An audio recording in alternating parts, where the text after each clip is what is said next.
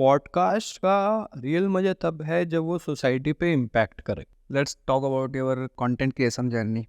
Social media ऐसी दुनिया है, आप थोड़े दिन खुशी शेयर करो, अगले दिन आपको दुखी कर देगा वो social media. Nobody should take their subscribers as their fan base. They have subscribed your channel, they have given their time to you, so you cannot take them as your fan। और आपका कोई fan जब आपको मार पड़ेगी ना तो बचाने नहीं आएगा। सो अगर आज कोई कंटेंट क्रिएशन स्टार्ट करना चाहता है, चाहे इंस्टाग्राम से हो या फिर यूट्यूब से, तो वो किस वे में उसको ले एज ए प्रोफेशन, और कैसे वो थिंकिंग करे इसको मैं लॉन्ग टर्म गेम खेलूँ इसमें। अगर आपको क्रिएटर जर्नी शुरू करनी है तो आपको बहुत ही ज़्यादा स्ट्रैटेजिक माइंडसेट के साथ काम करना पड़ेगा, वरना तो आप नहीं कर पाओगे। लोग यूट्यूब को बहुत ही अनप्रोफेशनल वे में लेते हैं। बेंगलोर में कोई बंदी पसंद नहीं है आपको? अभी सिंगल हो भी? मेरी मम्मी अब मारेंगे यार इस टाइप का क्वेश्चन पूछते रहे हो। आपकी रही, आप पहले हो। क्या होता है ना, आजकल फिजिकल इंटीमेट होना कॉमन हो गया है भाई, किसी के लिए मूव ऑन का तरीका है, किसी के लिए फन का तरीका है, और ये तरीका बहुत गलत। भाई दो लोग आपस में प्यार करते हैं आजकल, तुम उसको भी कैजुअल कर दियो। Gen Z is considered as a very negative term right now which I think. इतने सारे डेटिंग ऐप्स हैं, डेटिंग कल्चर जो चल रहा है यूएस से जो इधर आ रहे हैं, इसके बारे में क्या बोलना है आपका? वेस्ट वाले आके पहले तो आके देश लूट के गए, फिर अंग्रेज। हाँ, अब वो अंदर आके लूट नहीं सकते तो वो ऑनलाइन बैठ के देश की मेंटालिटी लूट रहे हैं भाई, पूरा खत्म कर रहे हैं लोगों को। आज के टाइम पे लग्जरी है कपड़ा, गाड़ी, बंगला, ठीक है। आने लो 10 साल के बाद में लग्जरी होगा कि मैं सोशल मीडिया डिटॉक्स करता हूँ, मैं सोशल मीडिया पे कहीं नहीं हूँ, ये मेरे लिए लग्जरी। दोस्तों, आज का एपिसोड बहुत ही ज़्यादा रॉ, इंटेंस और एंटरटेनमेंट से भरा होने वाला है। आज के हमारे गेस्ट हैं मिस्टर शुभम शर्मा, जिनका यूट्यूब पे एक ब्लॉग चैनल है। ये एक सिनेमेटोग्राफर है और बेंगलुरु में इन्होंने 2 नामी स्टार्टअप्स में काम किया है।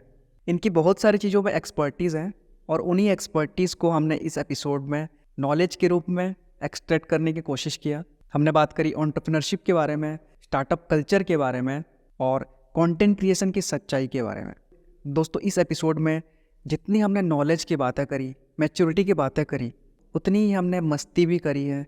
बहुत ही मज़ेदार पॉडकास्ट होने वाला है आपके लिए। हमने मेल फ्रेंडशिप और फीमेल फ्रेंडशिप की भी बातें करी, कैजुअल रिलेशनशिप के बारे में भी बातें करी।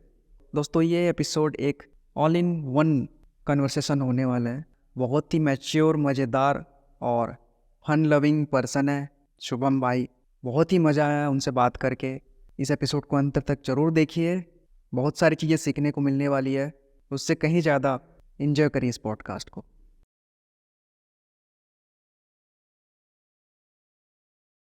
मिस्टर शुभम शर्मा, स्वागत है आपका तोश रावत पॉडकास्ट में। थैंक यू तोश, मेरे को बुलाने के लिए। एंड मेरे को बहुत अच्छा लगता है जब कोई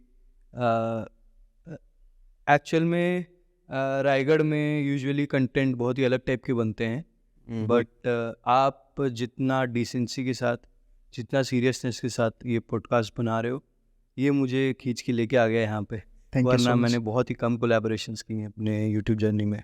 thank you so much. And आप तो बहुत ही पुराने खिलाड़ी हो, मतलब कि 2016 से आई थिंक आपने स्टार्ट किया था अपना क्रिएटिव फील्ड में, आप तब से हो? हाँ, मैं 2016 से हूँ, क्योंकि बेसिकली 2015 में मेरे को ये चीज़ हिट हुई थी। मैं मुंबई गया था मम्मी पापा बुआ लोग के साथ, तो वहाँ पे कुछ 1 महीने हमने जम के काम किया था। यानी कि कभी अगले दिन माधुरी दीक्षित मैम के साथ शूट हो रहा है, तो उसके बाद चिड़ियाघर पे शूट हो रहा है, फिर तारक मेहता के सेट पे गए हैं। तो वहाँ से मुझे ये मूवी और थोड़ा सा सिनेमाटोग्राफी का भूत मेरे अंदर आया। और उसके बाद फिर 2016 में मैंने थोड़े बहुत वीडियोस बना के डालने शुरू किए, अलग प्लेटफॉर्म पे, यूट्यूब पे नहीं। यूट्यूब पे मैं आया 2016 के सितंबर में। उसकी एक अलग स्टोरी है, थोड़ी सी क्रिंज है बट। तो मिस्टर शुभम शर्मा, आप खुद को कैसे इंट्रोड्यूस करोगे? खुद को मैं इस तरह से इंट्रोड्यूस करूँगा कि मैं एक बहुत ही ऑर्डिनरी सा इंसान हूँ। मैंने कुछ अच्छा ऐसा तो कुछ गाड़ने वाला कुछ काम नहीं किया, बट मैंने ये चीज़ मेक श्योर रखी है कि मैं जो काम करता हूँ, जिसके वजह से लोग मेरे को जानते हैं, मैं उस चीज़ के लिए लॉयल रह सकूँ। तो मैंने कंसिस्टेंटली पिछले 7-8 सालों के अंदर अंदर में यूट्यूब्स पर मोर देन 380 वीडियोस डाली है। एंड मैंने जितनी भी चीज़ें की है, चाहे वो मॉडलिंग हो, चाहे वो गेम स्पोर्ट्स हो, सारी चीज़ों को मैंने इस तरह से किया है कि एक बेंचमार्क मैंने सेट किया है कि कोई भी अगर बिगिनर आता है तो उसको ये लगना चाहिए कि नहीं, यहाँ तक तो हम भी पहुँच सकते हैं। मैंने चीज़ों को बहुत ही सिंप्लीफाइड वे में लोगों को इंट्रोड्यूस किया है और आई गेस मैंने उतना बड़ा अभी तक कुछ किया नहीं है जिसकी वजह से लोग मेरे को जाने, बट जितने जानते हैं उनको पता है कि मैंने कुछ ना कुछ तो किया है। तो सिनेमेटोग्राफी बैकग्राउंड में जो काम चलता है उसका है, एंड ब्लॉगिंग आपने अलग से स्टार्ट किया इसको। यूट्यूब की जर्नी के बारे में पहले बताइए। तो मेरी एक्चुअल में यूट्यूब की जर्नी जो स्टार्ट हुई थी वो थोड़ी सी क्रिंज तरीके से हुई थी। वो ये था कि 11th में मेरी गर्लफ्रेंड बनी थी, ओके। तो मैं सोचा उसके बर्थडे पे एक सॉन्ग गिफ्ट करता हूँ उसको, मतलब म्यूज़िक वीडियो बना के। तो कुछ इस तरह से मेरी यूट्यूब जर्नी शुरू हुई। फिर जब मैंने वो वीडियो बनाकर दी, उसके 2 महीने बाद मेरा ब्रेकअप हो गया। क्यों भाई? God knows.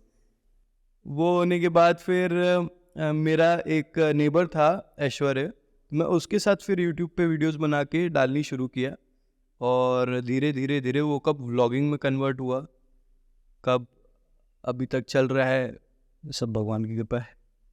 ब्लॉगिंग में आप भारत के बहुत सारे सिटीज़ घूमे हो। हाँ, ओके। तो ऐसी कोई सिटी या फिर ऐसा कोई जगह जो आपके लिए बहुत ज़्यादा मेमोरेबल हो? मेरे लिए मेमोरेबल, देखो मैं घूमने गया था ना, तो मेरे लिए 2 सिटीज़ तो बहुत ज़्यादा मेमोरेबल है।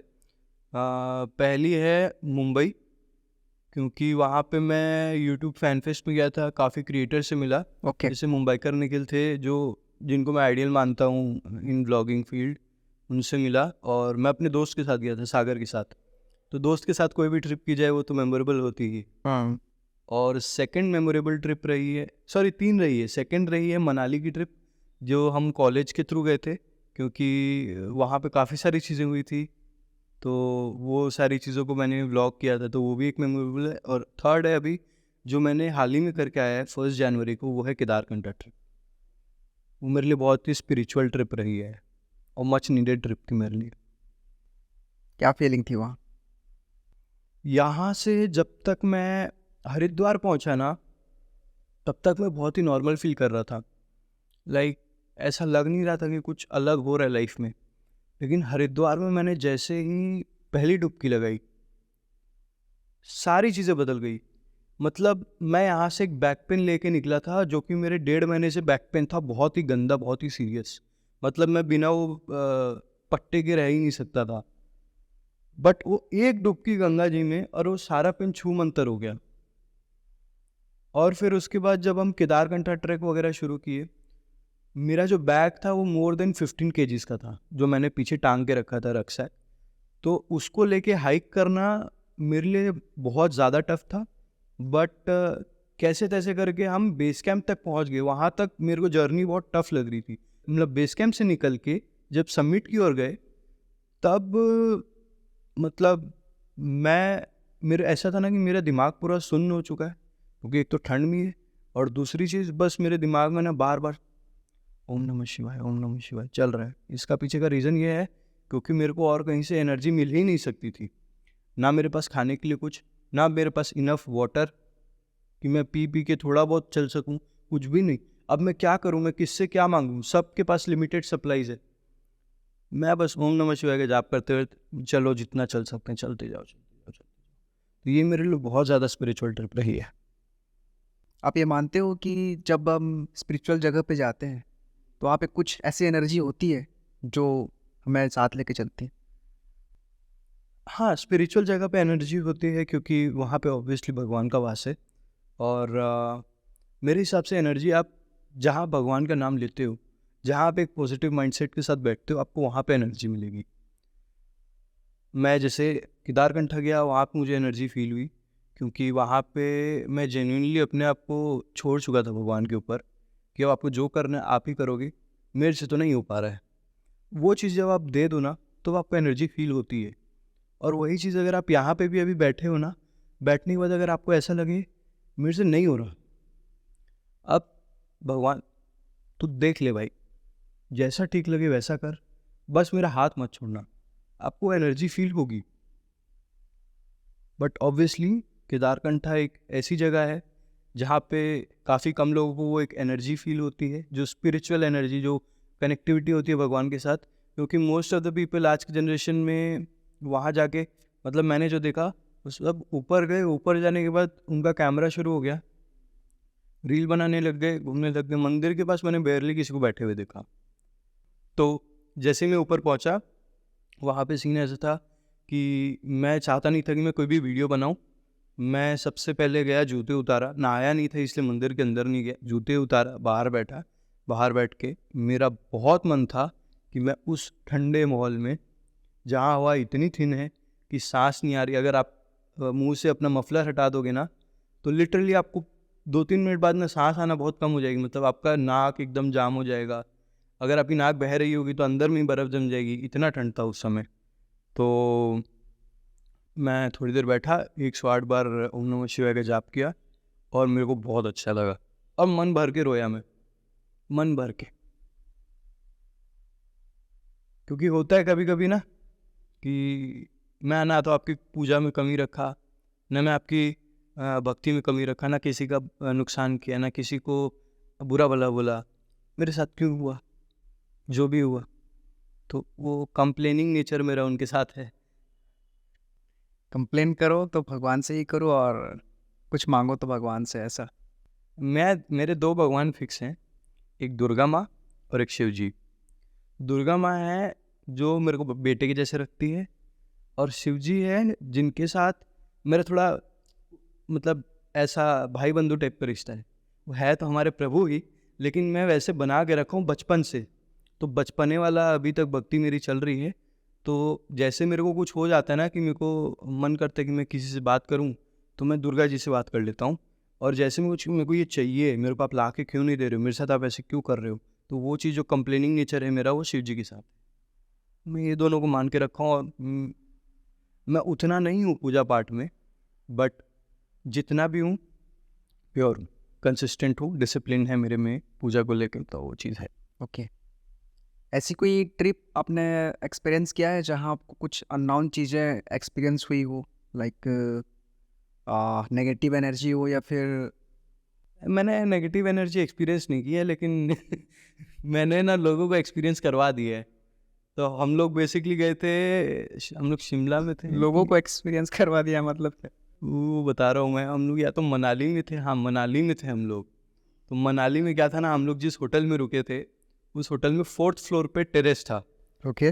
तो हमारे ग्रुप में मैसेज आया कि बॉन फायर के लिए सब लोग आ जाना ऊपर 4th फ्लोर में।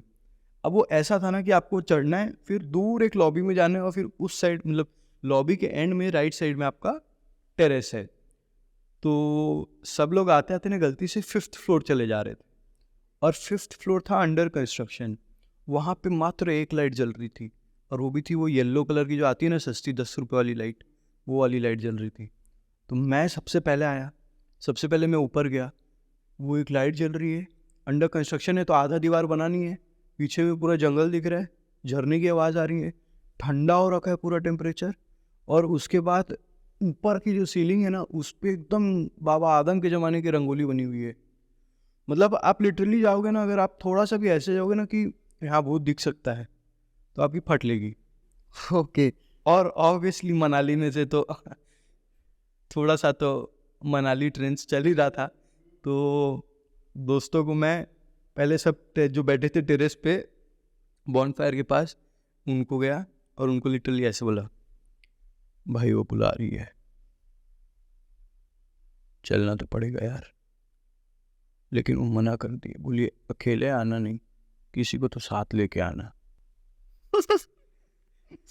मेरा एक दोस्त था, वो अपनी बंदी के साथ बैठा था, उसका ईगो हर्ट हो गया। मैं बोला चल के दिखा, चलना है तो। और वो थोड़ा सा बोलता था, आप तो भाई मैं जा रहा हूँ ना, मैं चलूँगा ना तेरे साथ, वो ऐसे बोलता था। उसका थोड़ा बात करने में इस टाइप का एक्सेंट था उसका।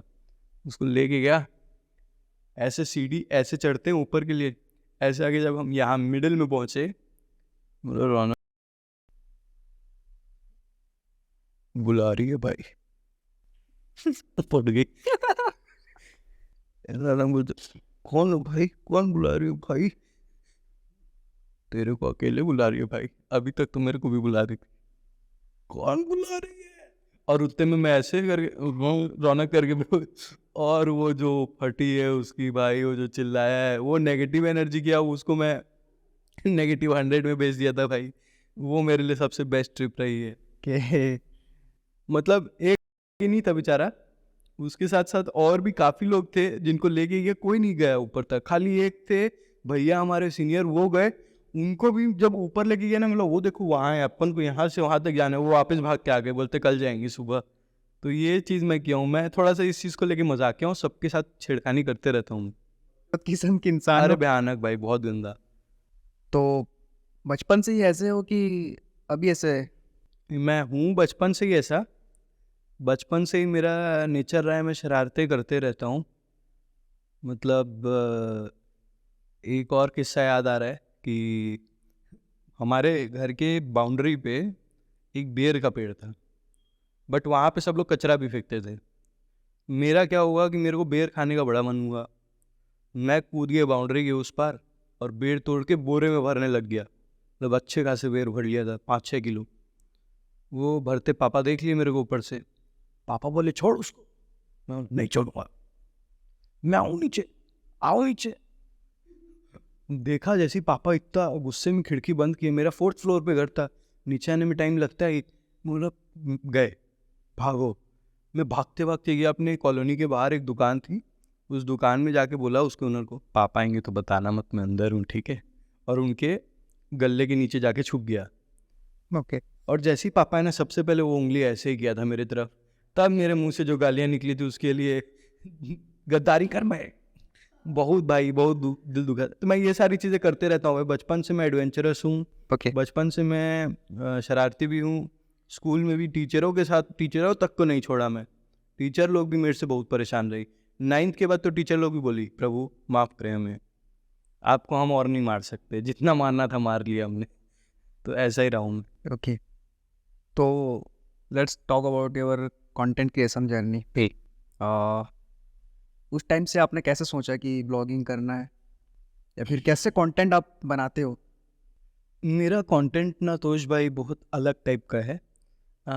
मैंने सबसे पहले मुंबईकर निखिल को देखा, मोव्लॉग्स को देखा और केसी नाइस्टेट को देखा। ये 3 यूट्यूबर मेजर थे जिनको मैं देखता था।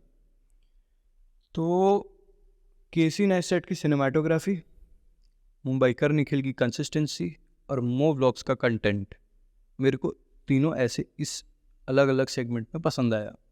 तो उसी को लेके मैंने भी शुरू किया। मैं हालांकि था उस समय बहुत छोटा, बहुत ही अलग टाइप पे कंटेंट, क्रिंज कंटेंट बनाता था। उस समय बीबी की वाइन्स आया तो हम भी वाइन्स करने लग गए थे कि वाइन्स बनाएंगे। बट वो सारी चीज़ें मुझे सूट नहीं की, तो इसी वजह से फिर मैंने बोला कि व्लॉगिंग ही सही है मेरे लिए, व्लॉग करते हैं।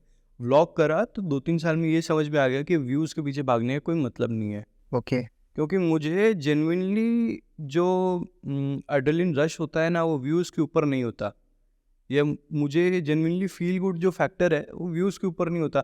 मेरे कई वीडियोस ऐसे भी थे जो 1-2 मिलियन गए। मतलब जैसे ब्लू वेल गेम के ऊपर बनाया था, वो 1 मिलियन चला गया था, बहुत खुश हुआ मैं। बट दूसरे दिन देखा तो वो वीडियो डाउन हो गया। मैं लोग गजब यार, इतना मेहनत किए और व्यूज़ लेके आए, और वो व्यूज़ एक दिन के अंदर हटा भी सकता है कोई। तो मतलब यूट्यूब एक ऐसी दुनिया है जहाँ से आपका 2 मिनट में कोई भी खुशी छीन सकता है, चाहे वो कमेंट सेक्शन के थ्रू हो, चाहे वो गाइडलाइंस के थ्रू हो। आप ज़्यादा देर खुश नहीं रह सकते। सोशल मीडिया ऐसी दुनिया है, आप थोड़े दिन खुशी शेयर करो, अगले दिन आपको दुखी कर देगा वो सोशल मीडिया। तो मेरे को अब जेन्युइनली ये समझ में आ गया था कि नहीं भाई, व्यूज़ के पीछे भागेगा तो तू कुछ कर नहीं पाएगा। तो मैं बस ये किया कि मैं अपनी लाइफ को अपने लिए कैसे अच्छी तरीके से स्टोरी के फॉर्मेट में बना के रख सकता हूँ। जैसे अभी मैं बैंगलोर में था 1 साल, बैंगलोर से आया, आने के बाद मेरे को बहुत याद आती थी, तो मैं घर पे बैठ के ना 2-3 घंटे बैठ के सिर्फ व्लॉग्स देख रहा हूँ बैंगलोर। तब मेरे को समझ आया ये चीज़ थी जो मेरे को चाहिए थी यूट्यूब से। सारी चीज़ों को रिफ़्रेश किया, मेमोरीज़ को रिफ़्रेश किया। तो मेरा बेसिक मोटिव यही है, मैं अपने लिए वीडियो बना रहा हूँ, मैं किसी के लिए वीडियो नहीं बना रहा हूँ। तो आपने उस टाइम के ब्लॉगर से लेके अभी तक जो कर रहे हैं उनको आप देख ही रहे हो, तो अभी क्या शिफ्ट आया है ब्लॉगिंग में? व्लॉगिंग अभी मोर और लेस ऐसी हो गई है कि आप अगर टट्टी भी कर रहे हो तो भी आप दिखाओ सबको। हाँ, जेन्युइनली भाई मेरे को समझ में नहीं आता कि गाइस हम आज यहाँ पे आ चुके हैं, अभी मेरे लिए भैया कुछ लेके आए हैं, भैया आप मेरे लिए क्या लेके आए हो? आप मेरे को नहीं दिखाओगे भैया? अरे इतना बोलने का ज़रूरत ही नहीं है ना भाई।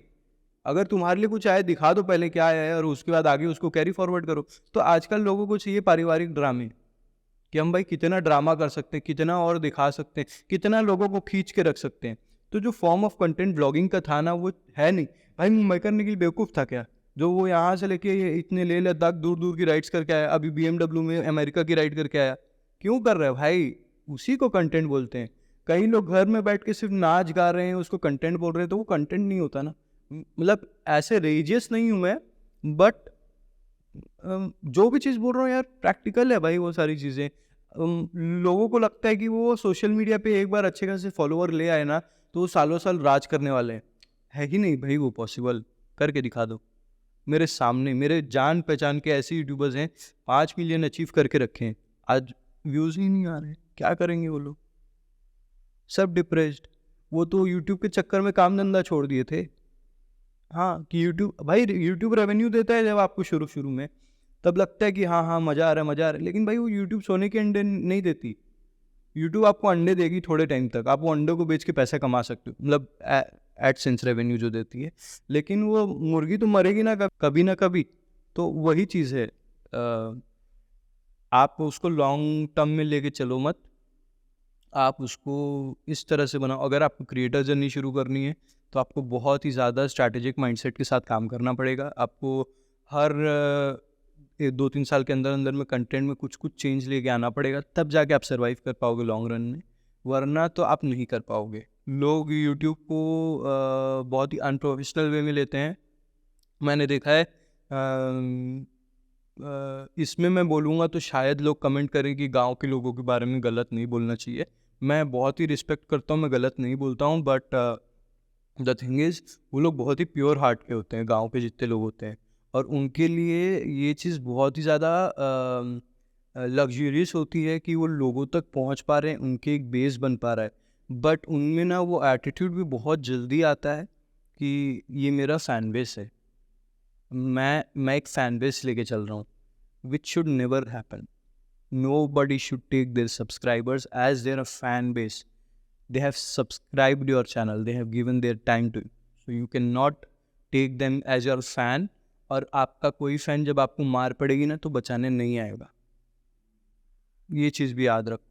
जो लोग लेके चलते हैं ना ये मेरे फ़ैन हैं, ये लोग करेंगे करेंगे करेंगे, एक हद तक कुछ लोग करते हैं जो दिल के अच्छे होते हैं, बाकी लोग सिर्फ आपको देखने आ रहे हैं, आपका मज़ा लेने आ रहे हैं, तो वो चीज़ है। तो गांव के लोगों का यही सीन रहता है कि वो लोग बहुत ज़्यादा जल्दी, गांव के लोग या बहुत ही साफ दिल के लोग, मैं बोल रहा हूँ कोई गलत चीज़ नहीं है इसमें, उनका मन बहुत साफ होता है ना, इसलिए मैनिपुलेट हो जाते हैं वो लोग। बट उसके चक्कर में ना उनका करियर बहुत डाउन होता है। कई लोग क्या करते हैं यूट्यूब के चक्कर में अपनी सरकारी नौकरी छोड़ देते हैं, और बाद में बैकलैश पड़ता है ना तो वो इतना हो जाता है ना कि पिछवाड़ा लाल है लेकिन वो दिखा नहीं सकते कैमरे में, ये चीज़ है। तो ये चीज़ बिल्कुल नहीं करनी चाहिए। यूट्यूब के चक्कर में आप अपना मेन स्ट्रीम जॉब मत छोड़ो यार। हाँ, अगर आपका मेन स्ट्रीम जॉब ही क्रिएशन है तब आप छोड़ दो, कोई दिक्कत नहीं है, तब आप एक क्रिएटिव चीज़ ही कर रहे हो। अगर आपका सिनेमाटोग्राफी, आप छोड़ दो उसको, आप यूट्यूब कर रहे हो मतलब आप सिनेमाटोग्राफी से रिलेटेड कुछ कर रहे हो, आप कंटेंट बना के दे रहे हो, उसको रखो फिर। बट अगर आपका जॉब कोई और है और आप यूट्यूब के चक्कर में मैं अपने पैशन को फॉलो करूँगा करके आओगे और वो चीज़ अगर नहीं होती है, तब आप ये भी उधर रखो कि आप बोल सको मेरे से नहीं हो पाया, अब मैं वापस जा रहा हूँ। तो वो चीज़ लोग कर नहीं पाते, वहाँ अटक जाते हैं। राइट। वो पॉइंट है इसमें कि लोग बहुत भोले होते हैं। आई फील कि हर 2-3 साल में एक शिफ्ट आता है कंटेंट में, क्योंकि आप कोई भी कंटेंट बनाओ एक पॉइंट के बाद वो उसका सैचुरेशन पॉइंट आ जाता है। सो अगर आज कोई कंटेंट क्रिएशन स्टार्ट करना चाहता है, चाहे इंस्टाग्राम से हो या फिर यूट्यूब से, तो वो किस वे में उसको ले एज ए प्रोफेशन, और कैसे वो थिंकिंग करे कि इसको मैं लॉन्ग टर्म गेम खेलूँ इसमें? इसमें देखो आज के टाइम पे सबसे ज़्यादा मेन ये हो रखा है कि आप एक तो कंसिस्टेंट रहो, सबसे मेजर चीज़ ये है कंसिस्टेंट रहो। दूसरी चीज़ ये है कि आपका एक माइंडसेट होना चाहिए कि आप लोगों का ध्यान किधर किधर से खींच सकते हो। जैसे कि आप अभी पॉडकास्ट बना रहे हो, एक लॉन्ग फॉर्मेट कंटेंट है, आपको इसको शॉर्ट्स में भी डालना पड़ेगा, आपको इसको रील्स में भी डालना पड़ेगा। रील्स में भी डालोगे तो आप मेरे को मेंशन करोगे, तो मैं भी अपने अकाउंट पे उसको रीपोस्ट करूँगा, मेरे भी जो फॉलोअर होंगे वो भी देखेंगे। तो इस तरह से जब रीच बढ़ती है, रीच बढ़ने के बाद आपका एक होना चाहिए point of action. Point of action ये हुआ कि आपकी वीडियो के बीच में एक ऐसी चीज़ होनी चाहिए जिसके वजह से लोग आपको फॉलो करके चले जाएं। तो आप जब भी कोई वीडियो बना रहे हो ना, एक पॉइंट ऑफ एक्शन रखना ही रखना कि लोगों को लगे, मतलब कई बार क्या होता है ना, ये लोग हमारी वीडियो देख रहे हैं, हम लोग की वीडियो देखने के दौरान ये लोग ये भूल जाएंगे कि सब्सक्राइब भी करना है, लाइक भी करना है, अभी याद दिला दिया अभी कर देना, ये भूल जाएंगे। तो इसीलिए एक पॉइंट ऑफ एक्शन रहना चाहिए बीच में वीडियो के कि हाँ, अरे हाँ, ये भी करने मेरे को तो अच्छा लग रहा है इनका कंटेंट, तो मैं सब्सक्राइब कर देता हूँ। तो पॉइंट ऑफ एक्शन भूल जाते हैं। दूसरी चीज़, कंटेंट किस तरह का होना चाहिए। यदि आप व्लॉगिंग कर रहे हो, मेरे हिसाब से चलोगे तो बढ़ नहीं पाओगे। ओके। आप दिखाओ फुल ड्रामे, आप दिखाओ फुल घर का कलेश, आप दिखाओ आपके पापा आपको बेल्ट से मार रहे हैं, आप उस तरह का कंटेंट दिखाओ, पूरा ड्रामा कर दो उसमें, हर चीज़ बता दो उसमें लोगों को, तो आप अभी के टाइम पे तो सर्वाइव कर लोगे। उसके बाद आपको अपना कंटेंट चेंज करना पड़ेगा, थोड़ा बहुत शिफ्ट लाना पड़ेगा, थोड़ा बहुत दिखाना पड़ेगा, वो सारी चीज़ें हैं।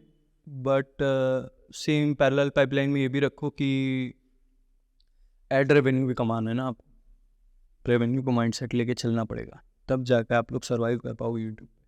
तब आपका कंटेंट जो आप चेंज करना चाहते हो ना, वो आप फ्रीली कर पाओगे, वरना एक न एक बाउंडेशन रहेगी कि पापा से पैसा मांगना पड़ेगा, ये चीज़ नया करना है, वो चीज़ नया करना है, तो उसके लिए आपको रेवेन्यू जनरेट करके रखना। तो इन्फ्लुएंसर मार्केटिंग को आप किस तरीके से देखते हो, स्पेशली टियर 2 टियर 3 सिटीज़ में ये वर्क कर रही है अभी? इन्फ्लुएंसर मार्केटिंग कर तो रही है, लोगों में इम्पैक्ट पड़ रहा है, बट मेरे हिसाब से अभी जो इन्फ्लुएंसर्स पैसे के चक्कर में प्रोडक्ट्स पिच कर रहे हैं, मैंने मोस्टली देखा है कि बेटिंग ऐप्स और अलग अलग ट्रेडिंग है जी, मतलब अप लगाओ डाउन लगाओ, ये सारी चीज़ें चल रही है। तो मेरे को ये लगता नहीं कि भाई इन्फ्लुएंसर कोई है अभी इन रियल टाइम। कुछ हैं यूट्यूबर्स, जैसे मैं जानता हूँ आकांक्षा शर्मा करके एक यूट्यूबर है, वो मेरी भांजी है, मैं इसलिए नहीं बोल रहा हूँ उसका नाम, बट मैं उनको देखा हूँ कि वो मेहनत कितना करती है। तो पहले प्रोडक्ट्स लगाएगी, एक हफ्ता उसको टेस्ट करेगी, उसके बाद वो कोई भी प्रोडक्ट का रिव्यू देंगी। तो इस तरह की इन्फ्लुएंसर्स भी हैं, बट कई ऐसे इन्फ्लुएंसर्स भी हैं जो सिर्फ पैसे के लिए, कि भाई फ़ोन आता है कि 5 लाख रुपए देंगे, आप हमारे बेटिंग ऐप का प्रमोशन कर दो। तो उस वजह से लोग कर भी देते हैं, फिर उनके सब्सक्राइबर बेचारे फंस जाते हैं, पैसे हार जाते हैं, तो उनको मैं इन्फ्लुएंसर नहीं मानूंगा। और वो जितने भी इन्फ्लुएंसर हैं वो टियर 2 टियर 3 सिटीज़ के ही हैं, टियर 1 के बहुत कम है। उनको अवेयरनेस होता है टियर 1 सिटीज़? सब अवेयरनेस होता है भाई, सब पैसे का खेल है। जहाँ पैसा वहाँ आदमी भागता है ना, वही है। उनको लगता है कि भाई जितना पैसा छाप लो मेरे लिए उतना कम है। बहुत है भाई।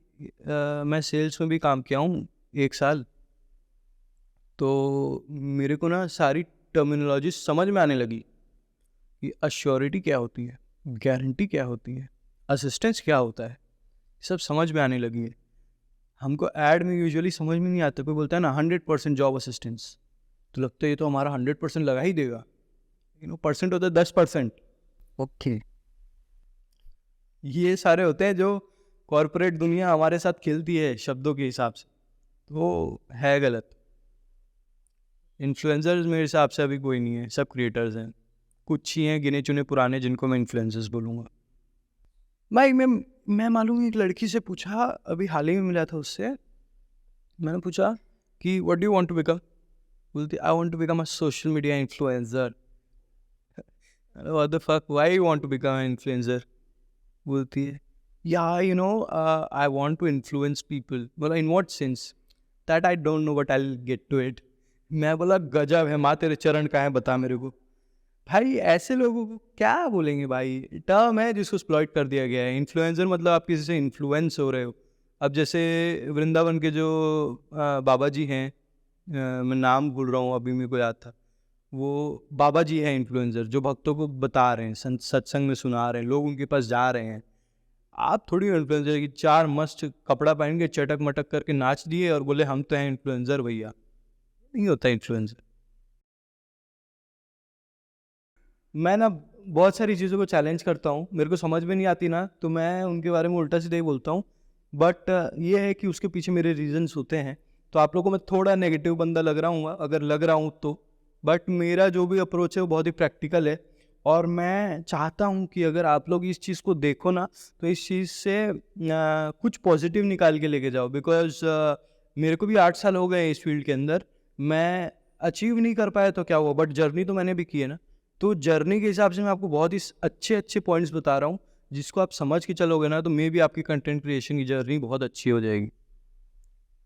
चलो कंटेंट क्रिएशन में आ तो जाते हैं, बट एनालिटिक्स का गेम नहीं समझ पाते हैं, और मुझे भी सीखना है इस बारे में और ज़्यादा। उसके बारे में थोड़ा बताइए कि हम कैसे उसको सिंप्लीफाई करें या फिर कैसे समझें उसको?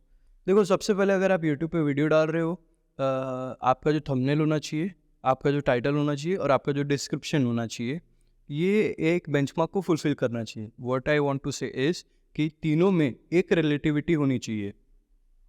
आपका टाइटल आ रहा है अ फेल्ड यूट्यूबर, आपका थंबनेल आ रहा है doing podcast with Shubham subs, और आपका डिस्क्रिप्शन आ रहा है फॉलो मी ऑन इंस्टाग्राम। तीनों में कोई रिलेटिविटी नहीं है ना। आपका तीनों चीज़ रिलेट करना चाहिए। वो एल्गोरिदम सारी चीज़ें पढ़ता है, ठीक है। उसके बाद कीवर्ड्स की बात आती है। कीवर्ड्स हम लोग बहुत ही ऑर्डिनरी यूज़ करते हैं। जैसे आप मेरे साथ पॉडकास्ट कर रहे हो, पॉडकास्ट विद शुभम सब्स, तोष Rawat podcast, nobody will search about it. Once you become a achievable person, जो लगे लोग अरे हम इनका पॉडकास्ट देखेंगे, जब तक आप वो नहीं बनती तब तक आप तोष रावत पॉडकास्ट डालो ही मत ना कीवर्ड में। आप ये डालो podcast with YouTuber, podcast with blogger, Chhattisgarh blogger, थोड़ा मतलब ब्रॉड पर्सपेक्टिव में जाओ कीवर्ड्स में। और कुछ अलग अलग वेबसाइट्स भी हैं जहाँ पे आपको कीवर्ड मिल जाएंगी अच्छी। वो हो गया। और फिर एनालिटिक्स की बात आती है। एनालिटिक्स ऐसा है, आपको रीड करना आना चाहिए। मैं किसी को ये नहीं बोलूँगा कि आप एक्सेल शीट लो, उस पर चार्ट बना के करो, नहीं। मैं आपको बहुत ही ईजीएस्ट वे में बताऊँगा कि एनालिटिक्स में आप बेसिकली 4-5 चीज़ों का ध्यान रखिए। पहली चीज़ ये हो जाएगी कि ऑडियंस आपको दिन में कितने बजे देखती है। तो एनालिटिक्स में एक स्क्रीन होती है, जब आपको वीक इधर से संडे मंडे ट्यूसडे रहता है, इधर में टाइमिंग रहती है दिन की, तो आपको कितने बजे कौन देखता है, मतलब मोस्ट ऑफ द ऑडियंस आपकी कितने बजे एक्टिव रहती है वो दिखता है। तो आप उसी समय अपलोड कीजिए, ठीक है। दूसरी चीज़ ये हो गई कि आपको जेंडर कौन सा देख रहा है, मेल देख रहा है या फीमेल देख रहा है। फीमेल देख रही है तो ये चीज़ भी होना चाहिए। तो अगर आपको फीमेल ऑडियंस ज़्यादा देख रही है, तो फीमेल ऑडियंस को क्या चीज़ देखना पसंद है, उनको थोड़ा सॉफ्ट साइड चाहिए आपका। अगर आपकी अच्छी बॉडी आपको फिटनेस के लिए दिख रही है, तो उनको आपका थोड़ा सेक्सी साइड चाहिए कि आप और ज़्यादा बॉडी फ्लेक्स करो, और यूजुअली थोड़ा कनेक्ट हो उनके साथ थोड़े सॉफ्ट वे में। Soft way in the sense थोड़ी समझदारी की बातें करो, क्योंकि हम लड़के थोड़े गधे होते हैं, हमको चाहिए एड्रेनलिन रश, हमको चाहिए वो स्पोर्ट्स कार वाली वीडियोस। मैं तो पर्सनली जो पीओवी होते हैं आजकल बाइक्स के, जो 200 के ऊपर भाग रही है बाइक, मैं वही सारी वीडियोस देख रहा हूँ। और वो सिर्फ पीओवी बस लगा के छोड़ देता हूँ, बस वही देखते रहता हूँ मैं, 1-2 घंटा उसको देख सकता हूँ, ऐसा है। तो ये चीज़ हो गई कि आप अपना जेंडर के हिसाब से भी जाइए। तीसरी चीज़ ये हो गई एनालिटिक्स में कि आपकी कौन सी वीडियो कितना ज़्यादा ग्रो कर रही है, मतलब आपकी कौन सी वीडियो पे व्यूज़ आ रहे हैं अभी अच्छे से। जिस वीडियो पे आ रहे हैं, आप उस वीडियो में आई कार्ड डालिए, एंड स्क्रीन डालिए, जिसमें आपका अभी का करंट वीडियो आप प्रमोट कर सकते हैं। चौथी चीज़ हो गई आपका शॉर्ट्स। ये एनालिटिक्स नहीं है, बट ये एक प्लस चीज़ है कि शॉर्ट्स में जब आप कोई भी शॉर्ट अपलोड करते हैं और आपको एनालिटिक्स में दिखता है कि मेरा ये शॉर्ट ग्रो हो रहा है, तो उधर एक ऑप्शन होता है जिसमें आप अपना एक लॉन्ग फॉर्मेट वीडियो का कंटेंट डाल सकते हैं शॉर्ट में। नीचे में एक ऑप्शन रहता है। तो जैसे मान लीजिए अभी हम इस वीडियो से कोई शॉर्ट बनाएंगे, वो थोड़ा ट्रेंड होने लग गया, उसी के नीचे में आप ना हमारे इस एपिसोड का एक वो डाल दीजिएगा कि वॉच आवर फुल वीडियो, तो वो आ जाएगा उधर। तो लोग शॉर्ट देखते देखते उस पर क्लिक करके हमारे इस वीडियो पे भी आ जाएंगे, जहाँ से आपको सही मायने में रेवेन्यू मिलेगा। तो ये सारी चीज़ें होती हैं एनालिटिक्स में। और पांचवी चीज़ अगर आप पूछोगी कौन सी होगी, तो मेरे हिसाब से आप ना आपको एक चार्ट पे दिखता है कि आपके कौन सा कंटेंट कितना ऐसे ऐसे पूरा रहता है, कौन सा कितना परफॉर्म किया अच्छे से। आपको ये समझ में आ जाएगा कि आपकी जो पीक कंटेंट्स है, जिसमें पीक अचीव हुई है, सबसे ज़्यादा व्यूज़ आए हैं, आप उन व्यूज़ का पहले देखिए कि आपका लाइक रेशियो क्या है, ठीक है। उसमें आपका कन्वर्जन रेट क्या हुआ, कि इंप्रेशंस इतने आए थे, उस पर CTR इतना लगा। CTR यानी क्लिक थ्रू रेट, मतलब आपका इंप्रेशन यानी कि थंबनेल लोगों ने इतना देखा, थंबनेल को क्लिक किया, मतलब क्लिक थ्रू रेट होगा, क्लिक इतने लोगों ने किया, 100 ने देखा, 4 ने क्लिक किया, तो आपका जो CTR बनता है वो बनता है 4% का। तो ये होता है CTR। तो वो चीज़ आप देखना कि कितने लोगों ने उसमें क्लिक किया। अगर आपको उसमें मिलियन दिखा रहा है इंप्रेशन और क्लिक किया सिर्फ 3% ने, मतलब वो आपकी वीडियो बहुत गंदी है, आप उसको प्रमोट मत करो। कितना परसेंट तक होना चाहिए, मतलब मिनिमम? मेरे हिसाब से अच्छा। 6 से 10 के बीच में होना तो अच्छा है, ओके। बुरा नहीं है हम लोगों के लिए। लेकिन जो बड़े यूट्यूबर्स हैं उनके लिए 10 से ऊपर होना इज़ वेरी इंपॉर्टेंट। 10 से ऊपर होगा तब जाके उनका गेम और स्ट्रांग होगा। हमारे लिए ग्रोइंग स्टेज में 6 से 10 के बीच में इज़ गुड इनफ। ओके। और वॉच टाइम का भी यहाँ पे? वॉच टाइम देखो, मैं वॉच टाइम को आजकल सीरियसली लेता नहीं हूँ, क्योंकि मेरे को समझ में आ गया किसी का अटेंशन स्पैन 15 सेकंड के ऊपर का है नहीं। जो पॉडकास्ट देख रहा है ना, वो भी बीच बीच में देखते देखते ईयरफोन लगा के देखेगा ये पॉडकास्ट, वो फ़ोन को साइड में रखा रहेगा, कान में सुनता रहेगा सिर्फ। फिर उसके बाद जब मैं भी ये बोलूँगा तब वो मेरे तरफ फ़ोन में देखा होगा और वो वापस उसको थोड़ी देर बाद साइड में रख के सुनेगा सिर्फ। तो एक पॉडकास्ट ऐसी चीज़ है जो लोग सिर्फ सुनना चाहते हैं, देखना कोई नहीं चाहता, टू बी वेरी ऑनेस्ट। लोगों के पास उतना समय नहीं है कि वो बैठ के 2 चेहरों को इतनी देर तक देख सकें। वॉच टाइम के ऊपर मत जाओ, आप जाओ मेन आप इम्प्रेशन कितना बढ़ रहा है। इम्प्रेशन अगर अच्छा रहा और उस पर CTR अच्छा हो गया तो लोग आएंगे आपके पास। और लाइक रेशियो मेंटेन करके रखो, कमेंट मेंटेन करके रखो। कमेंट आने से एल्गोरिदम को लगता है कि लोग आपके वीडियो में इंगेज हो रहे हैं, तो वो मेंटेन करना ज़्यादा इंपॉर्टेंट है। वॉच आवर्स तो मिल जाते हैं भाई, अच्छे वीडियो रहे ना तो मिल जाते हैं, आपको सोचना नहीं पड़ता है। तो अभी लोगों का अटेंशन स्पान बहुत कम है। आपको क्या लगता है लॉन्ग फॉर्म कंटेंट को हम कैसे बनाएं कि लोग ज़्यादा देर तक इंगेज रहें? लॉन्ग फॉर्मेट कंटेंट देखो 2 तरीके से बन सकता है, या तो आप ड्रामे करो पूरे, या फिर आप इंफॉर्मेटिव कंटेंट बनो जिसकी लोगों को ज़रूरत है। अगर मैं जैसे ये मैंने खरीदी उसकी नथिंग की CMF वॉच, ये देखने के लिए मेरे को पूरी वीडियो देखनी पड़ी। ये मेरे लिए इंफॉर्मेटिव वीडियो थी, मैंने उसको पूरा देखा। और वहीं दूसरे साइड पे सौरव जोशी भैया आते हैं, उनके ड्रामे चलते हैं, तो हम उनके ड्रामे देखने के लिए रुक जाते हैं। वही चीज़ है, एंटरटेनमेंट या तो फिर इंफॉर्मेटिव? इंफॉर्मेटिव। हाँ, आजकल अच्छे कंटेंट की इज्जत है ही नहीं। पीटर मैककिनन भाई लेजेंड है, वो बंदा लेजेंड। मैं मुंबई कर निखिल से मिल लिया, मूव लोग को देख लिया, केसी नेस्टेड, पीटर मैककिनन, 2 लोग से मिलना है मेरे को, तहे दिल से इच्छा है मेरी। वो बंदे लेजेंड है भाई। पीटर मैककिनन के 4-5 मिलियन फॉलोअर्स हैं, बट उनके व्यूज़ जो आ रहे थे ना बीच में 30 के, 100 के, 200 के ऐसे आ रहे थे, बताओ। और वो बंदा क्या कंटेंट बनाता है भाई, मतलब उस बंदे का स्वैग, उस बंदे की लाइफस्टाइल को देख के ना आदमी बाहर आ जाए, ऐसा है। मतलब अच्छे कंटेंट देखने वाले लोग ही कम है। बहुत कम है भाई, बहुत कम हो गए हैं जेनजीज। खैर ये लोग भी फ्री में बदनाम हो रखे हैं, इनकी भी बेचारों की गलती नहीं है, लेकिन है कम। ओके। बेंगलोर के कोई किस्से बताइए। वहाँ पे आप क्या कर रहे थे बेंगलोर में? बैंगलोर में मैं सेल्स का जॉब कर रहा था। कौन सी कंपनी?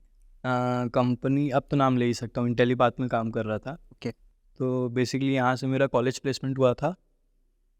तो मैं इंटेलीपाथ ज्वाइन किया जुलाई लास्ट वीक में, और फिर जनवरी तक मैंने वहाँ पे काम किया।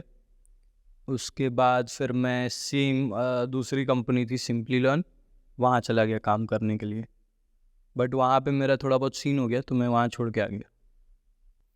वहाँ कॉर्पोरेट्स में कैसा माहौल रहता है? माहौल देखो, मैं बिजनेस वाला आदमी हूँ, मेरे पापा का बिजनेस है, मैं मोटी बुद्धि से ही बात करता हूँ जो भी करता हूँ। ओके। तो कॉर्पोरेट में लोग टिकते हैं, लोगों के लिए अच्छा होता है, उनको दिखता है आगे ग्रोथ है, आगे प्रमोशंस है, बट अल्टीमेटली भाई पैसा कितना कमा रहे हैं? कोई बंदा हम मैं नॉर्मल लोगों की बात कर रहा हूँ, मैं उनकी बात नहीं कर रहा जिनका more than 1 lakh rupees salary होती है। मैं नॉर्मल बंदों की बात कर रहा हूँ जो BBA MBA करने के बाद या बीटेक करने के बाद सेल्स की नौकरी कर रहे हैं, क्योंकि सेल्स में पैसा उनको ज़्यादा मिल रहा है, इंसेंटिवाइज हो रहा है उनका काम। और वहाँ पे उनको सेल्स में भी, जॉब में आपको सैलरी स्टार्टिंग 23,000 रुपये मिलेगी, आपका पैकेज बढ़िया दिखाया जाएगा 10 LPA 12 LPA। अरे भाई आप फिक्स्ड इनकम कितना है उतना तो देखो, फिक्स्ड इनकम आपका 3 से 4 लाख रुपए रहेगा।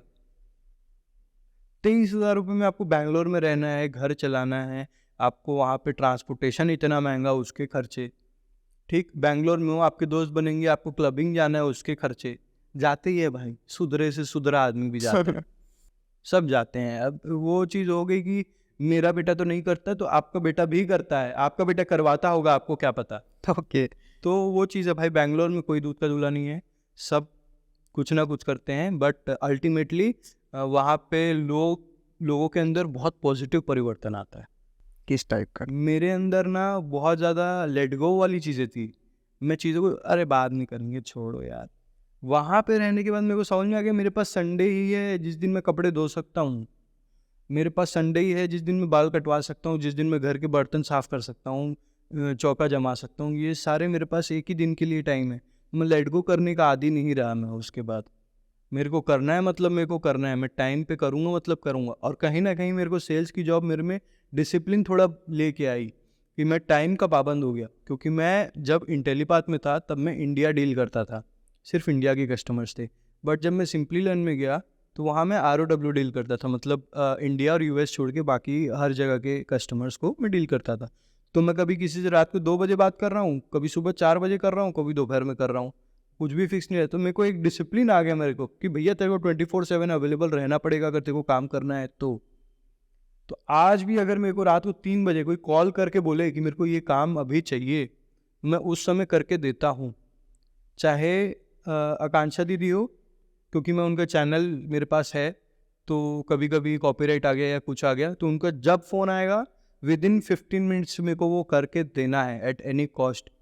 वो मेरे से एक्सपेक्ट नहीं करती, बट मैं एक अपने साथ एक्सपेक्टेशन रखा हूँ कि I have to be available for everybody regarding work 24/7, काम के लिए।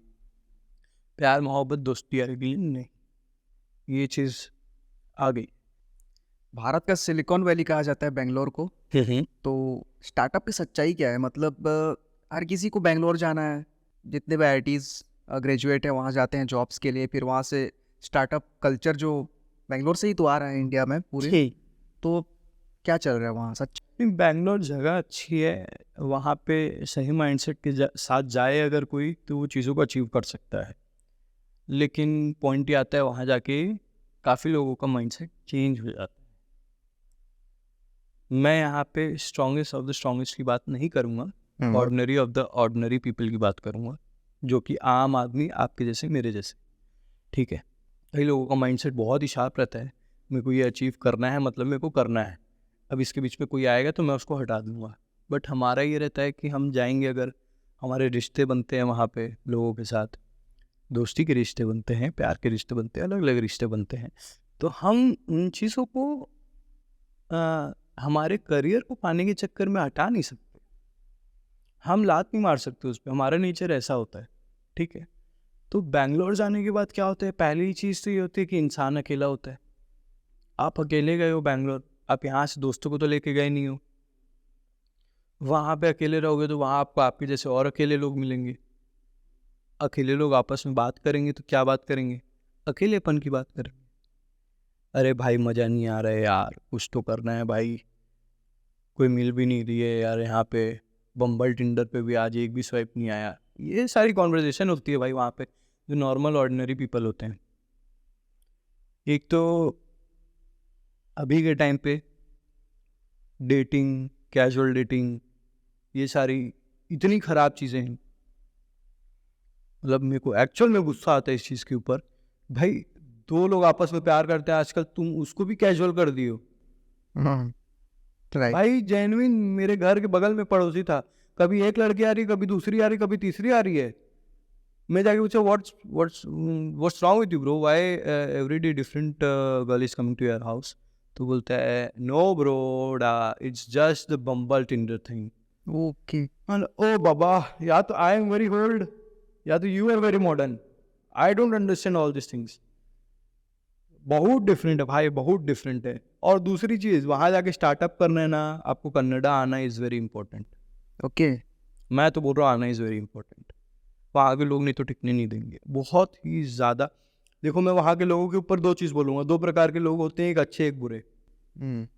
वहाँ के लोग बुरे भी हैं, अच्छे भी हैं। अच्छे लोगों की बात मैं अभी नहीं करूँगा, क्योंकि मैं आपको सच्चाई से रूबरू कराने के वहाँ क्या प्रॉब्लम्स आती है। प्रॉब्लम्स में हम अच्छी चीज़ों की बात नहीं कर सकते, ठीक है। तो मैं बुरी चीज़ों की बात करूँगा। बुरी चीज़ ये है कि बाइक चला रहा था, ऑटो वाले ने कट मारा जिसकी वजह से मैं गिरने वाला था। मैंने ऑटो वाले को रोक के बोला भैया आराम से चलाओ, ना तो मैं ये बोला भाई आराम से चला, बोला भैया आराम से चलाओ। ऑटो वाला रुका और 5-6 ऑटो वाले आए, मारेंगे तुमको। बोला क्यों मारोगे भाई, हिंदी कैसे बोला। ओह। भाई वहाँ के आधे ज़्यादा लोग की नौकरी हम लोग खा के रखे हैं, they hate north Indian people. It's not about the people who are from the north side of India. It's North Indian people, South Indian people. We are divided. That's what their thinking is. भाई मतलब एक बंदा आके मैं वड़ा पाव खा रहा था, lunch में जाता था मैं, एक दीदी भैया थे, वो अच्छे लोग थे बैंगलोर के। मैं वही स्टोरी सुना रहा हूँ मैं, नहीं तो बैंगलोर वाले बोलेंगे कि यार हमारे बारे में बुरा बुरा बोलते हैं यहाँ से लोग जाके। नहीं भाई, तुम लोग बहुत अच्छे, तुम्हारी कई सारी चीज़ें बहुत अच्छी हैं। तो वड़ा पाव वाले दीदी अंकल थे, ठीक है। तो मैं उन्हीं के पास जाता था, वो इतने प्यारे लोग थे ना, मतलब मैं जिस दिन बैंगलोर छोड़ा ना, उस दिन मैं ट्रेन लेट हो, मतलब मेरे को जाना था, लेट हो रहा था, मैं पहले उनके पास गया 5 किलोमीटर भाग, मतलब बाइक में, कि मैं पहले उनसे मिल के आऊँ, आखिरी बार गुड बाय बोल के आऊँ। क्योंकि भाई एकदम छोटे भाई के जैसे रखे मेरे को आप, पैसा इल्ला मैं देती ना तुमको, ऐसे करके वड़ा पाव खिलाती थी मेरे को। ओके। और बैंगलोर का एक ड्रॉबैक भी है कि जब आप बैंगलोर से निकल के आओगे ना बाहर कहीं, तो आप इंग्लिश में बात करने लग जाते हो। ओके। भाई मैं प्रयागराज एयरपोर्ट पे जाके टैक्सी वाले से इंग्लिश में बात कर दिया, बोलते हैं चूतिया है भैया आप, इंग्लिश में काहे बतिया रहे हैं। मतलब एक सेकंड, प्रयागराज में लैंड हो गए, सॉरी भाई वो सारी ड्रॉबैक आती रहती। भाई यार रिक्शा वाले से मैं इंग्लिश में बात करता, bro can you take me to my place, hi कहाँ बोले भैया, नहीं समझ में आई इसका मुला। हर जगह बेंगलोर नजर आता है फिर। हाँ भाई बहुत, वो उधर से बैंगलोर से आना बहुत इम्पॉसिबल है भाई, मैं अभी तक नहीं निकल पाया हूँ। मैं अभी भी अपने दोस्तों से बात करूँगा, what's up what's you doing man, मेरा वही चलता है भाई उनके साथ। लेकिन ठीक है, बैंगलोर जगह अच्छी है, कर सकते हैं। अपना मेन मुद्दा था स्टार्टअप से रिलेटेड, स्टार्टअप भी कर सकते हैं, but there are few things which you need to check box, आपको टिक करना पड़ेगा। कन्नड़ा थोड़ा सीख लो, आप स्टार्टअप कल्चर के बारे में सीख लो, और टॉक्सिसिटी झेलने के लिए थोड़ा सा प्रिपेयर्ड रहो। टॉक्सिक कल्चर है भाई वहाँ। किस टाइप की टॉक्सिक भाई देखो, आप अगर कोई बंदा 12 घंटे 13 घंटे काम कर रहा है दिन के, ठीक है, डूबा हुआ है काम में, ना उसके कोई दोस्त ना कोई और। आदमी दो तरीके के होते हैं, या तो आप रिलीजियस बन के रह लो, या आप रिलीजियस हो बट उतना नहीं कर पाते हो। और मैं ज़्यादातर लोगों की बात करूँगा, कम लोग रहते हैं वहाँ पे जो कोई भी चीज़ को छोड़ छाड़ के रहते हैं, बट मोस्टली जितने रहते हैं वो घुस ही जाते हैं भाई, पार्टी कल्चर घुस जाते हैं। हम भी घुसे थे, बट हम बहुत जल्दी निकल के आ गए उसमें से। मेरा फर्स्ट सेकंड मंथ था, तब मैं क्लबिंग वगैरह करता था बहुत। मैं हार्ड ड्रिंक्स नहीं करता था, कभी कभार थोड़ा बहुत हो गया तो हो गया, बट वो फिर मैं निकल के आ गया उसमें, मेरा इंटरेस्ट ही ख़त्म हो गया उस चीज़ में। मैं बहुत जल्दी निकल के, मतलब मैं घुसा और वापस आ गया, ऐसा था मेरे को कोई प्रॉब्लम नहीं हुई इस वजह से। बट काफ़ी लोग जो हैं वो रेगुलर ड्रिंकिंग में चले जाते हैं कि ऑफिस ख़त्म हुआ, आपका बीच में कोरमंगला पड़ा, आप गए वहाँ पे, आप कोई भी एक पब में बैठे या बार में बैठे, 4-5 बियर चक किए, फिर वापस वहाँ से आ गए। तो ये कल्चर बहुत है वहाँ पे कि लोग पीते हैं, एंड दैट्स ट्रू, वो है ट्रू। बट जिसको नहीं करना, जिसको अपने पे कंट्रोल है, वो निकल जाएगा। मतलब माँ बाप को टेंशन लेने की ज़रूरत नहीं कि आपका बेटा जाके हाँ बिगड़ ही रहा है, आपका बेटा सुधार के भी आ सकता है। सुन रहे हो ना पापा? ओके। तो एक सेल्स पर्सन वहाँ जाके कन्नड़ में गाली सीख रहे हैं। भाई भाई सेल्स की स्टोरी ऐसी है ना कि मैं वहाँ पे 2 बार बाप भी बन चुका हूँ। बताओ फिर इसकी कहानी। तो वहाँ का सीन ऐसा था, क्या सीखा सेल्स से? झूठ बोलो और झूठ बोलो, वही सीखे भाई। सेल्स देखो, डिसिप्लिन वगैरह बहुत सारी चीज़ सीखे। मैं आपको थोड़ा सा फनी वे में बताऊंगा। जैसे कॉल आता था, एक हस्बैंड को डील कर रहा था, मेरा एक फ्रेंड है वहाँ पे, वो मेरे से सीनियर है। तो सेल्स में ये होता है, जब आप फ्लोर पे आते हो, मतलब जब आप कॉलिंग शुरू करते हो, उससे पहले होता है शैडो। तो आप एक सीनियर के साथ बैठ के उसकी कॉल सुनते हो कि वो बात कैसे करते हैं, मतलब Okay. कैसे कस्टमर कन्विंस करते हैं। तो मेरा फ्रेंड था एक, मैं उसके साथ बैठ के सुन रहा था। तो कस्टमर का नाम था, जो भी था, कस्टमर का नाम भी नहीं लूँगा मैं। तो उनका ये सीन हो रखा था कि उनकी वाइफ थी 3 मंथ प्रेग्नेंट। कोर्स था 60,000 रुपये का। तो मेरा फ्रेंड कहता है, सर आप ये कोर्स क्यों नहीं लेना चाह रहे हैं? बोलते, सर मेरी वाइफ 3 मंथ प्रेग्नेंट है। सर मैं आपको एक बात बोलूँ? हाँ बोलिए। आपका बच्चा 6 महीने में आ जाएगा? हाँ। हमारा कोर्स भी 6 महीने का है।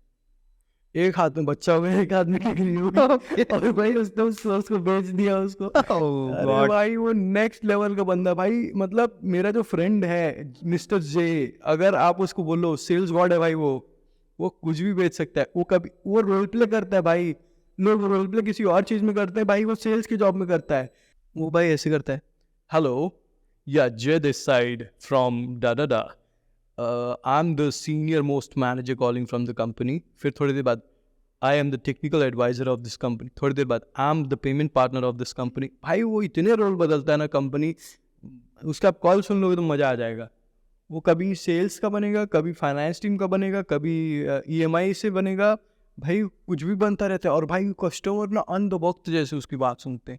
उस बंदे की वॉइस में इतना पावर है, क्योंकि एक तो वो गुज्जू, दूसरा वो सिंधी। डेडली कॉम्बिनेशन है भाई। कर लो जो कर पाओगे। Okay. बेहतरीन आदमी है भाई वो मेरे को जितना सिखाया उतना कोई नहीं सिखाया। Okay. में आपने जॉब छोड़ दिया था, क्या हुआ था वहाँ पे एक्चुअली? उनका सीन ऐसा था कि देखो कंपनी बहुत अच्छी है, वहाँ के लोग बहुत अच्छे हैं, सब चीज़ बढ़िया चल रही थी। मेरे को टारगेट मिला था एक अचीव करने के लिए। तो मैंने 1 हफ्ते के अंदर अंदर में वो टारगेट का 48% अचीव कर लिया था। एज एन यूपी मैंने कंपनी ज्वाइन ही की है अभी, ठीक है। बट मेरा जो मैनेजर था ना, वो क्या करता था, he wanted me to do sales in his way, कि उसको जैसा करना चाहिए सेल्स, वो चाहता था हम भी उसी के जैसे करें, कॉपी पेस्ट कर दें, जो कि पॉसिबल नहीं था। मेरा तरीका अलग है। I first make relation with the customer, मैं उनके साथ रिश्ता बनाता हूँ, बाद में उनके साथ धंधा करता हूँ, ठीक है। तो वो चाहता था कि अभी डील क्लोज कर, अभी डील क्लोज कर। और सिंपली उनका सीन ये था कि आप लैपटॉप से कॉलिंग करते हो, आपके पास टेलीफोन नहीं होता जिससे आप कॉल करते हो, तो वो आपका कॉल सुन सकता है लाइव अपनी सीट पे बैठ के। तो मेरा कॉल सुनता था, उसको जैसे लगता था कस्टमर कन्वर्ट होने वाला है, बिना कोई स्टोरी जाने की, बैक स्टोरी क्या है इस कस्टमर की। मैंने किया था फ़ोन युगांडा में, वहाँ पे उनको करेंसी एक्सचेंज करानी पड़ती है पहले, फिर पेमेंट करना पड़ता है। तो बिना वो चीज़ को जाने वो बोलता अभी पेमेंट करा, अभी पेमेंट करा, अभी पेमेंट करा। और आप मिड ऑफ द कॉल पे हो, ठीक। वो आप वो फैमिली मैन देखे होगे ना, उसमें जो एक तो बॉस घूमता रहता है श्रीकांत का, कि you have to be more, क्या तो आपको और ग्रो करना है, टाइम पे रहना है, डिसिप्लिन रहना है, जो छेड़ता रहता है। मेरा सेम वैसे ही मैनेजर था, छेड़ता रहता। मैं 15-20 दिन तो उसको हैंडल किया। 15-20 दिन के बाद एक दिन मैं बहुत मेहनत से काम किया, मैं घर के लिए निकल रहा था, बोलता Shubham and one more girl in my cabin right now. मतलब चलो गए, बात करते हैं क्या है। तो एक पर्टिकुलर वर्ड था कि एक कोर्स का ड्यूरेशन 1 साल का है, 2 साल का है। तो मतलब हाँ हो सकते हैं 1-2 साल का, मेरे को भी आइडिया नहीं, मैं इतना बोला था बस। बोलते why you don't have I idea, मतलब sir because I am dealing with multiple courses, in previous company I only had 1 course which is cloud computing. तो फायर हो गया भाई, गाली वाली देने लग गया मेरे को। भाई 15 दिन नहीं हुए, क्यों गाली दे रहे हैं मेरे को? मैं नॉर्मल 1-2 सुना, माँ बहन पे आया, मेरी सट गई। ID कार्ड निकाला, उसी के मुंह पे सट करके मारा एकदम खींच के, फक यू। बाहर निकला, गाली वाली बका। का जो मैनेजर था वो आया, वो आके बोला कि what happened Shubham, this mad man abusing me inside the cabin, he doesn't have the guts to tell in front of everybody करके मैं बोला। फिर वहाँ वो कंपनी छोड़ी, और कंपनी भी चिंदी भाई, हेडफोन दे के गया था सामने, हेडफोन का पैसा काट ली सैलरी में से। बहुत चिंदी कंपनी है। बेंगलोर में कोई बंदी पसंद नहीं है आपको? नहीं, मेरे को कोई पसंद नहीं है वहाँ पे। क्यों?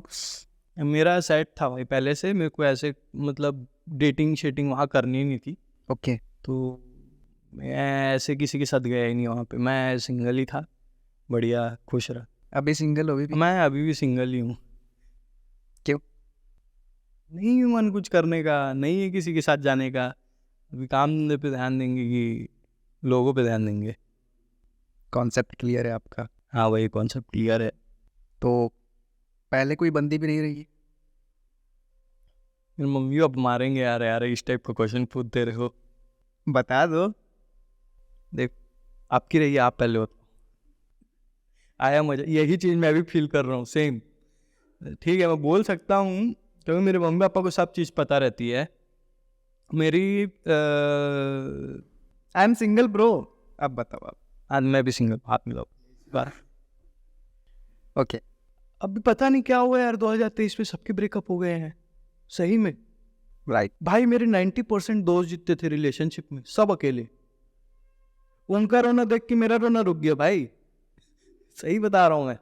मेरा था भाई, एक एक एक एक जन थी, मतलब थोड़े लंबे समय तक के लिए थी, बट वही लॉन्ग डिस्टेंस था, और वो चीज़ करियर के बीच में आ रही थी कहीं ना कहीं, तो म्यूचुअली फिर हम लोग ही बोले कि अभी तो लाइफ स्टार्ट हुई है, अभी काहे अपन बोझ बने, तो थोड़ा सेपरेट हो गए। तो वो अपने करियर पे फोकस है, मैं अपने करियर पे फोकस हूँ, वैसा सिस्टम है। कितना दिन चला था? मेरा 6 भाई स्कूल का था यार, 2018 से 2023। दर्द होता है अभी? नहीं, बिल्कुल नहीं, एकदम नहीं भाई, कोई पेन, कोई गिला शिकवा नहीं, क्योंकि we ended on a good note. हम लोग डिसीजन लिए फ्यूचर के लिए ना भाई। और देखो, रिलेशनशिप का मतलब हम लोग मेरे को, मैं लकी हूँ कि मेरे को वैसी लड़की मिली। मेरी बेस्ट फ्रेंड भी, यूजुअली मेरी लड़कियां ज़्यादा दोस्त है, क्योंकि मेरे हमेशा से थोड़े कम लड़के दोस्त रहे हैं, लड़कियां ही रही है दोस्त जितनी रही है। तो उन लोग से ना मेरे को सीखने बहुत सारी चीज़ मिलती है। मेरे को जितना जेंटल रहना चाहिए ना लोगों के साथ, वो मेरे को वही सिखाते हैं। अब जो जिनके साथ मैं पहले था, तो उन्होंने मुझे काफ़ी सारी चीज़ें सिखाई जो मैं फॉलो करता हूँ, तो मेरे को अच्छा लगने लग गया। जैसे नारियल पानी में आप स्ट्रॉ डाल के मत पियो, पहले मैं फुल स्ट्रॉ डाल के पीता था। अभी जब बताए कि मुंह लगा के पियो ज़्यादा अच्छा, वो प्यास बुझ जाती है भाई उससे। कभी भी आप कोई पैकेट फाड़ रहे हो तो उसका कोना मत फाड़ो, आप पूरा पैकेट बीच से ऐसे फाड़ो, वैसे लेके खाओ ताकि वो रिसाइकिल हो सके। क्योंकि उनका बैकग्राउंड थोड़ा सा ये है कि उस सोसाइटी के बारे में सोचते हैं, तो उस वजह से मैं काफ़ी सारी चीज़ें सीखा उनसे। अभी नेसेसरी यही था कि थोड़ा सा डिस्टेंस हो जाए, अलग हो जाए, क्योंकि करियर, उनका आगे जाके करियर का दूसरा एंगल था, मेरा अलग एंगल था, हम लोग सेम पाथ में नहीं थे, और ये सारी चीज़ें प्री डिसाइडेड नहीं थी, जिसके वजह से थोड़ी कॉम्प्लिकेशंस आई, बट अल्टीमेटली हम लोग अच्छे नोट पे सारी चीज़ों को ख़त्म किए। तो हम लोग का ऐसा भी नहीं था कि भाई इसकी वजह से मेरे या उसके नाम पे कोई धब्बा लगे, because we are very purest form. मतलब we never ever did something wrong जिसकी वजह से माँ बाप के ऊपर भी कोई क्वेश्चन उठा सके। So that is the thing कि मैं इसके बारे में यहाँ पे भी बात कर पा रहा हूँ, बिकॉज सब चीज़ सही थी। अभी उस उतना कोई सोचता नहीं है, बम्बल टिंडर्स को देख रहे हो आप क्या हो रहा है? हाँ। जिनको हम जनजीज भी बोलते हैं। ओके। तो इस चीज़ में थोड़ा सा एक इफेक्ट जो है अभी थोड़ा अलग आ रहा है कि सोशल मीडिया के थ्रू हो, इतने सारे ऐप्स हैं, डेटिंग ऐप्स हैं, डेटिंग कल्चर जो चल रहा है यूएस से जो इधर आ रहे हैं, इसके बारे में क्या बोलना है आपका? सबसे पहले तो मैं जेनजीज के बारे में बात करूंगा। Gen Z is considered as a very negative term right now, which I think. Millennials बोलते तो लगता है ओहो ये तो श्रवण कुमार है भाई, मिलेनियल है, लेकिन जैसे 2001 में कोई पैदा हो गया ये जेनजी है भाई, वो चीज़ ही गलत है। मेरी बहन जेनजी है, मेरा भाई जेंजी है, ये भी जेनजी है, बट जेनजी भाई बुरे नहीं होते। मेरे को मेरी बहन गाइड करती है। मेरे को कोई चीज़ रहती है, मेरी बहन समझाती है, बहुत समझदार होते हैं जेन जी, हम बेवकूफ़ होते हैं हमसे भाई, ज़्यादा स्मार्ट है। हमसे बहुत ज़्यादा स्मार्ट हैं, और हमसे ज़्यादा स्मार्ट लोग हैं ना तो हम उनको झेल नहीं पाते। हमको लगता है नहीं ये बुरे हैं, ज़्यादा दिमाग आ गया। आप उनको बोलो ना कि मेरे को ये फ्रेम को लेटा के रख दे, तो ये पहले पूछेगा क्यों लेटा के रखूं, फिर आपको इनको बताना पड़ेगा क्योंकि इस पे धूल ना लगे, हम लोग घर से बाहर घूमने जा रहे हैं इसलिए इसको लेटा के रख दे। तो हमको लगता है ये रूड हो रहे हैं, but ultimately they want to know everything. Right, questions. Questions बहुत करेंगे वो, और वो चीज़ ना तो माँ बाप को स्वीकार है, ना ही उनके बड़े भाई बहन को, ना ही सोसाइटी। मतलब मैं जो बोल रहा हूँ वो कर, ऐसा। हाँ, हमको लगता है कि हम बड़े हैं, पानी उठा के रख बे, क्यों रखूं, कैसे नहीं रखेगा तू, ये अपन का आता है, क्यों रखूं, आप क्यों नहीं रख सकते। ये तो बहुत ही साफ मन से क्वेश्चन पूछा ना, उसको आप आंसर देना सीखो ना। आप हो ना श्रवण कुमार, हो ना मिलेनियल, उनको झेलो, आंसर दो उनके क्वेश्चंस के। और जहाँ तक रही बात कैजुअल डेटिंग की, बहुत गंदा लगता है भाई मेरे को। आप कैसे किसी और के साथ रह सकते हो यार, आप कैसे किसी और के साथ कुछ कर सकते हो। आपको जिसके साथ रहना आप लंबे समय तक रहो ना, रिश्ते टूटते हैं, पहले भी टूटते थे, आज भी टूटते हैं, लेकिन what is this casual dating. क्या होता है ना आजकल, इंटीमेट, फिजिकल इंटीमेट होना कॉमन हो गया है अभी के टाइम पे, जो सोशल मीडिया के असर ही बोल सकते हैं, या फिर मेंटलिटी चेंज हो रही है, ज़्यादा ही एडवांस्ड थिंकिंग आ रही है। इसमें क्या है, आप अकेले रहोगे, आपके पास हार्मोन्स है, ऊपर नीचे उठते हैं भाई सबके। उस चक्कर में जब आप किसी को एक चीज़ का एक्सेस दे दोगे, अरे आप यहाँ जाओगे ना, आपके हार्मोन्स को मैच करने वाला आपको कोई मैच हो जाएगा टिंडर या बम्बल पे। वो होने के बाद हार्मोन्स मैच हुए, हार्मोन्स ऊपर नीचे हुए, लेकिन जब बात आई दिल लगाने की, तब ये हुआ नो, इट्स जस्ट कैजुअल। आपके लिए कैजुअल हो गया, मेरे लिए कैजुअल नहीं हुआ ना। फिर क्या होगा इस बंदे के साथ, वो और डाउट में जाते जाएगा, और खराब होते जाएगा। बात समझ रहे हो। मेरे वहाँ कुछ थे जान पहचान के जिन्होंने कैजुअल डेटिंग की है, जो करते थे, जैसे मेरा पड़ोसी था भाई, क्या लाइफ है उस बंदे की, उसको नशे, एनी टाइम नशे में रहना पड़ता है, वो साला होश में रहता ही नहीं था। छत पे देख रहे हो, कभी गांजा फूक रहा है, कभी सिगरेट फूक रहा है, कभी दारू पी रहा है रात को बैठ के। क्या किया वो लाइफ में अपना, क्या हुआ, ये कैजुअल डेटिंग से क्या मिला उसको, मेरे को ये जानना है। ऐसा क्या चीज़ है जो कैजुअल डेटिंग से अचीव हो गया उसके पास। किसी और पर्सन के लिए कुछ और है, किसी के लिए कुछ और है भाई, किसी के लिए मूव ऑन का तरीका है, किसी के लिए फन का तरीका है, और ये तरीका बहुत गलत। मतलब हम अपने मूव ऑन के लिए, या फिर अपने फिजिकली जो हार्मोन्स को सेटिस्फाई करने के लिए हम किसी और का यूज़ कर रहे हैं, ऐसा हो रहा है। और सामने वाला भी बोल रहा है हाँ मेरा यूज़ करो। बात ये है, गलत चीज़ है भाई। ये सारी चीज़ करने से पहले एक बार सोच लेते ना कि माँ बाप क्या सोचेंगे, तो आप शायद लाइफ कुछ और जीते अपनी। भाई पेरेंटिंग बहुत ज़्यादा इंपॉर्टेंट रोल प्ले करती है इस चीज़ में। मेरी जैसे पेरेंटिंग हुई है, आई एम वेरी प्राउड। भाई मेरे को मेरी मम्मी ने जितना सिखाया है, मेरे पापा ने जितना सिखाया, मेरी दादी ने जितना सिखाया है, और मेरी बहन का जो इम्पैक्ट रहा है। मैं बचपन में, मेरे को याद है कि जब हम लोग स्कूल से आते थे ना, तो मैं अपनी बहन को अपने कंधे पे बिठा के 4 तल्ला चढ़ के जाता था, क्योंकि मेरे लिए प्यार था मेरी बहन के लिए। और मेरी जब गर्लफ्रेंड बनी तो उसके लिए भी जब उसका कोई एग्ज़ाम होता था या उसका कोई ऑपरेशन हुआ एक तो बीच में, तो मैं उसके लिए पहाड़ मंदिर चढ़ के गया। I did something for her, ताकि वो उसको परेशानी ना हो। That is what is called love, जो कि होना बहुत ज़रूरी है, इर्रेस्पेक्टिव बहन हो, दोस्त हो, गर्लफ्रेंड हो, बीवी हो, मम्मी पापा हो, कोई भी हो। तो इट इज़ वेरी इंपॉर्टेंट कि आपके अंदर प्यार का एक फैक्टर होना चाहिए, but the casual dating is exploiting this. ये बहुत ही खराब चीज़ है। जो अकेलेपन की जो बात कर रहे हैं हम लोग, ओके, कि आप अकेले फील करते हो, इसमें किसकी गलती है? मतलब पेरेंट्स से उतना ज़्यादा फैमिली से कनेक्टिविटी नहीं होती, या फिर फ्रेंड्स वैसे नहीं है, क्या क्या रीज़न है? इसमें गलती मैं आप ही की बोलूँगा। अकेले हो आप अपनी वजह से हो। अगर आपके पास कोई नहीं आ रहा तो आप किसी और के पास जाओ ना। अब आप अकेले हो, मान लो आपका मन नहीं लग रहा, तो आप अकेले घर पे बैठ के मैं तो अकेला हूँ, आप अकेले ही रहोगे। उससे बढ़िया आप 4 लोग को फ़ोन करो, 4 में से कोई एक उठाएगा, जो एक उठाएगा उसको बोल भाई मिलते हैं। आपको लग रहा है पेरेंट्स बात नहीं कर रहे, अरे आप बात करो। क्या पता उनको आपसे प्रॉब्लम हो रही हो कि मेरा बेटा मेरे पास आके बात नहीं करता है, मेरे बेटे से अच्छे से बात नहीं होती है, बस फ़ोन में लगे रहता है। नहीं लगे रहते, जितने अकेले हैं सब फ़ोन में घुसे रहते हैं। रात को आप मम्मी पापा से बात कर रहे हैं, बैठो 10 बजे और लिख के ले लो, अगर आप 12-1 बजे से पहले उठ गए तो। मैं मम्मी पापा से बात करने बैठता हूँ 9-10 बजे के आसपास खाना खा के, 1-1:30 बजे तक बात हो जा रही है हमारी। अकेला तो मैं भी हूँ, सब अकेले हैं। खासकर हमारे एज के जितने लड़के हैं जो सिंगल हैं, जिनके पास गुड मॉर्निंग गुड नाइट के लिए कोई नहीं है, सब अकेले हैं। अकेले हो लेकिन आप जाओ ना, बात करो। मैं अभी जैसे निकला हूँ, ठीक है, तो मैं निकलते निकलते 2-3 लोगों को फ़ोन कर दिया अभी आते समय ही। सुबह के अभी हम लोग आज इंटरव्यू जो है ना सुबह कर रहे हैं 7 बजे, जो कि भैया करते नहीं है, यूजुअली करते भी है कि नहीं करते हो क्या? पहला फर्स्ट पॉडकास्ट। पहला पॉडकास्ट है जो सुबह 7 बजे है, वो भी इसलिए क्योंकि मेरे को यहाँ से दुकान जाना है, इसलिए भाई ने 7 बजे शेड्यूल किया।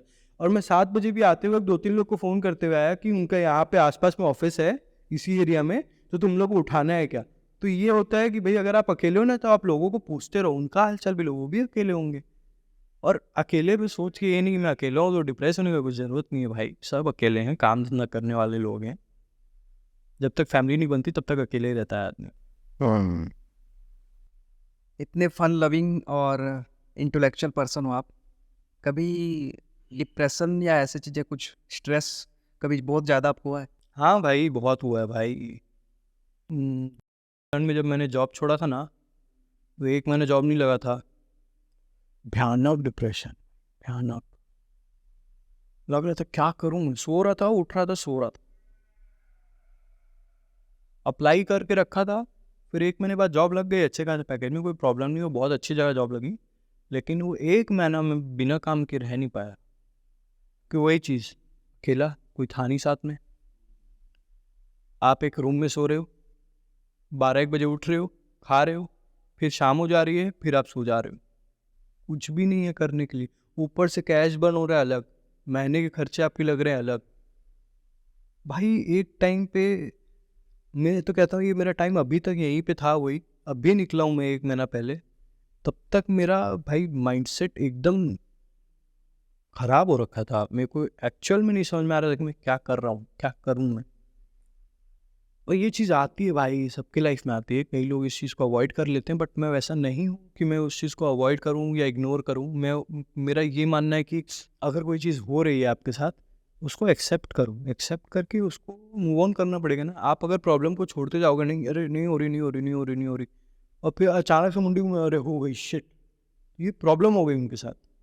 आप देखो ये प्रॉब्लम है, हाँ ठीक है यार, अब इसको कैसे करना है वो देखते हैं, उसको सॉल्व करो। नहीं हो रही ना तो talk to as many people as you can.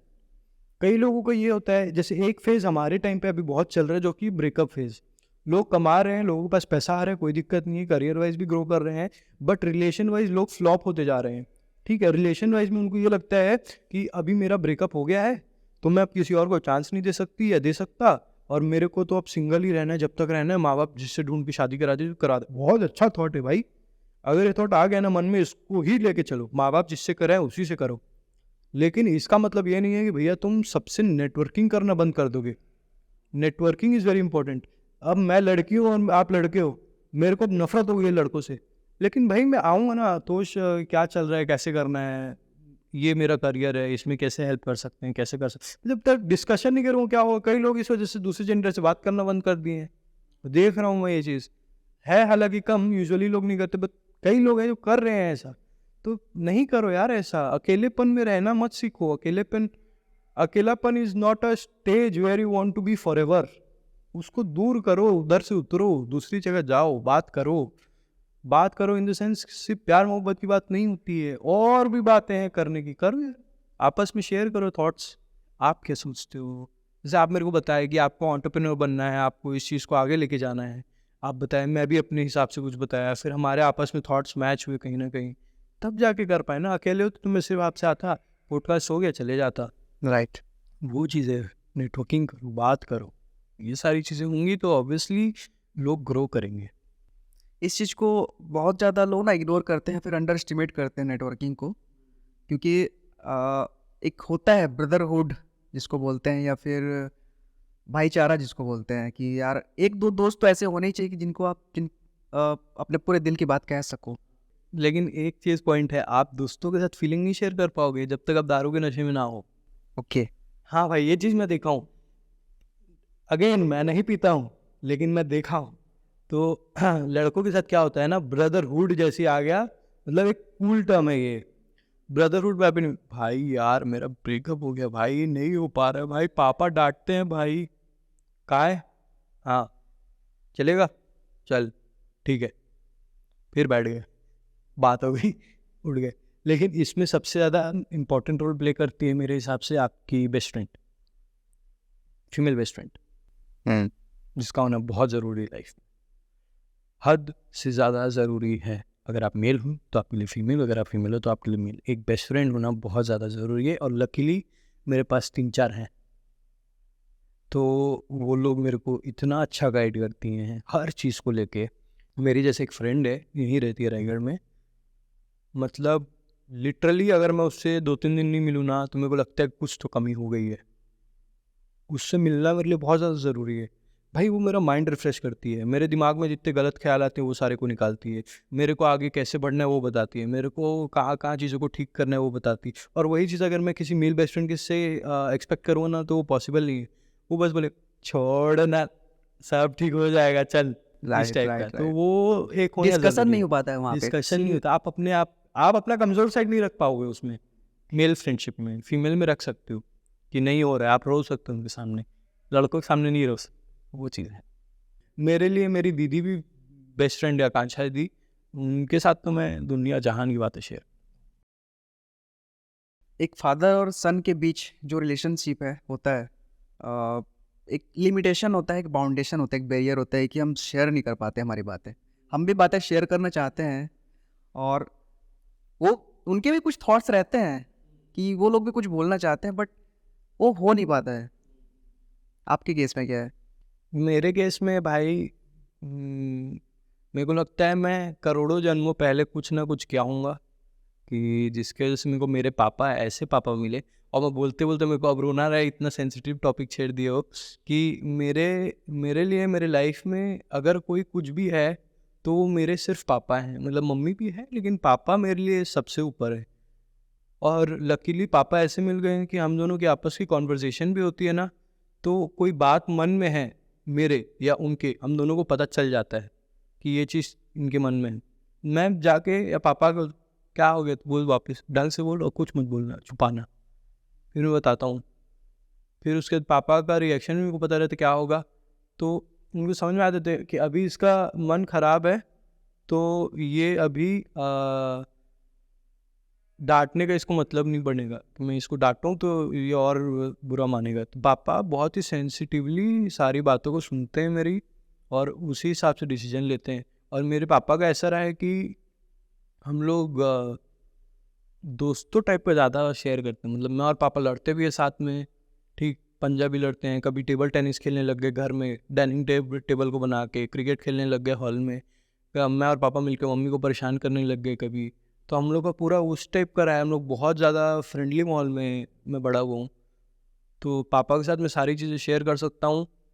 और ये भी है कि भाई कई बच्चे पैदा होते हैं, मेरे को ऐसा फील हुआ है कि मैं बाप पैदा हो गया हूँ, ओके। क्योंकि मेरा और पापा का थिंकिंग बहुत ही ज़्यादा सिमिलर है, बहुत ही ज़्यादा। और पापा कभी कभी कोशिश करते हैं आके, नहीं करना ये, मतलब हो गया, ढंग से बोले, अभी मत करना भाई। ओके। तो ऐसा है हम लोग का थोड़ा सा, हम लोग बहुत मैं अपने पापा मम्मी से ऑलमोस्ट हर बात शेयर करता हूँ, हर बात, मतलब कुछ भी नहीं छुपाता मैं सब चीज़ शेयर करता हूँ, सब चीज़ वो लोग सुनते भी हैं, और बहुत ही अच्छी तरीके से उस पर रिएक्शन आते हैं, तो मेरे को कोई प्रॉब्लम नहीं होती। आप स्टार्टअप्स में काम भी कर चुके हो, वो अभी आप कुछ सोच नहीं रहे, मतलब कुछ खुद से कुछ बिल्ड करना अभी, या फिर कुछ प्रोजेक्ट में काम चल रहा है आपका? अभी प्रोजेक्ट पे काम चल रहा है, उसको डिस्क्लोज नहीं कर पाऊंगा। ओके। बट पर्सनल अगर बोलो कि पर्सनल आप कुछ करने का सोच रहे हो कि नहीं सोच रहा, मैं नहीं सोच रहा हूँ अभी। मैं अभी इसलिए नहीं सोच रहा हूँ, मेरे पास पैसे नहीं है। पापा के पास पैसे हैं वो अलग चीज़ होती है, मेरे पास पैसे नहीं हैं और मैं अभी कुछ नहीं सोच रहा हूँ।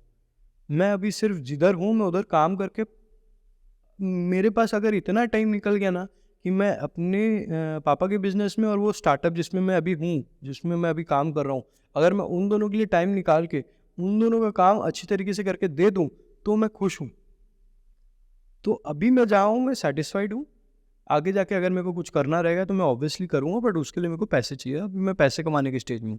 अभी मेरे को कुछ आइडिया इम्प्लीमेंट नहीं करना, सोसाइटी में अभी चेंज नहीं लेके आना कुछ अपने प्रोडक्ट के थ्रू या अपनी सर्विसेज के थ्रू। अभी मैं जो हूँ ठीक हूँ। हाँ, मेरा ये यूट्यूब का जर्नी भी है जो मैं चलाते रहूँगा irrespective of any condition I have, but right now I am not in a phase two start my own business. आपने एक पॉइंट बोला था, फ्रेंडशिप में आते हैं फिर बात कि मेल फ्रेंडशिप को बहुत ज़्यादा हाईलाइट करते हैं। हाँ, ओके, तो आपने बोला कि यार जो लड़के दोस्त हैं वो सुनते नहीं है, सुनते हैं तो कैजुअली लेते हैं, फीमेल फ्रेंडशिप की बातें नहीं होती हैं, आपने उनको हाईलाइट किया।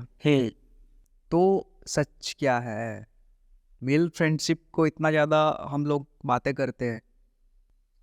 सच यह है कि मेल फ्रेंडशिप में, अब जैसे मैं किसी फीमेल से बात करूँगा ना, तो वहाँ पे ये रहेगा कि मैं इमोशनली अपने आप को बहुत ज़्यादा इन्वॉल्व करता हूँ उसमें, जिसकी वजह से मेरे अलग इमोशंस टैप इन होते हैं और मैं उसमें खुशी को, हैप्पीनेस को बहुत ही लंबे समय के बाद अचीव करता हूँ।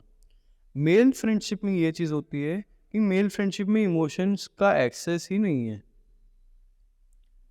एक्सेस मतलब बहुत कम है, थोड़ा बहुत 5-10 मिनट का एक्सेस है, उसके बाद फिर हम वही गाली गलौज पे आ जाते हैं और उसके बाद हम घूमने निकल जाते हैं, या उसके बाद हम लोग आपस में किसी की बिचिंग करने लग जाते हैं कि ये ऐसा है वैसा है। तो हमारा मेल फ्रेंडशिप ऐसे चलता है। दूसरा मेल फ्रेंडशिप का रीज़न ये है, अगर आपके पास कोई मुसीबत आती है उसके लिए आपका हमेशा मेल फ्रेंड ही आएगा, याद रखना।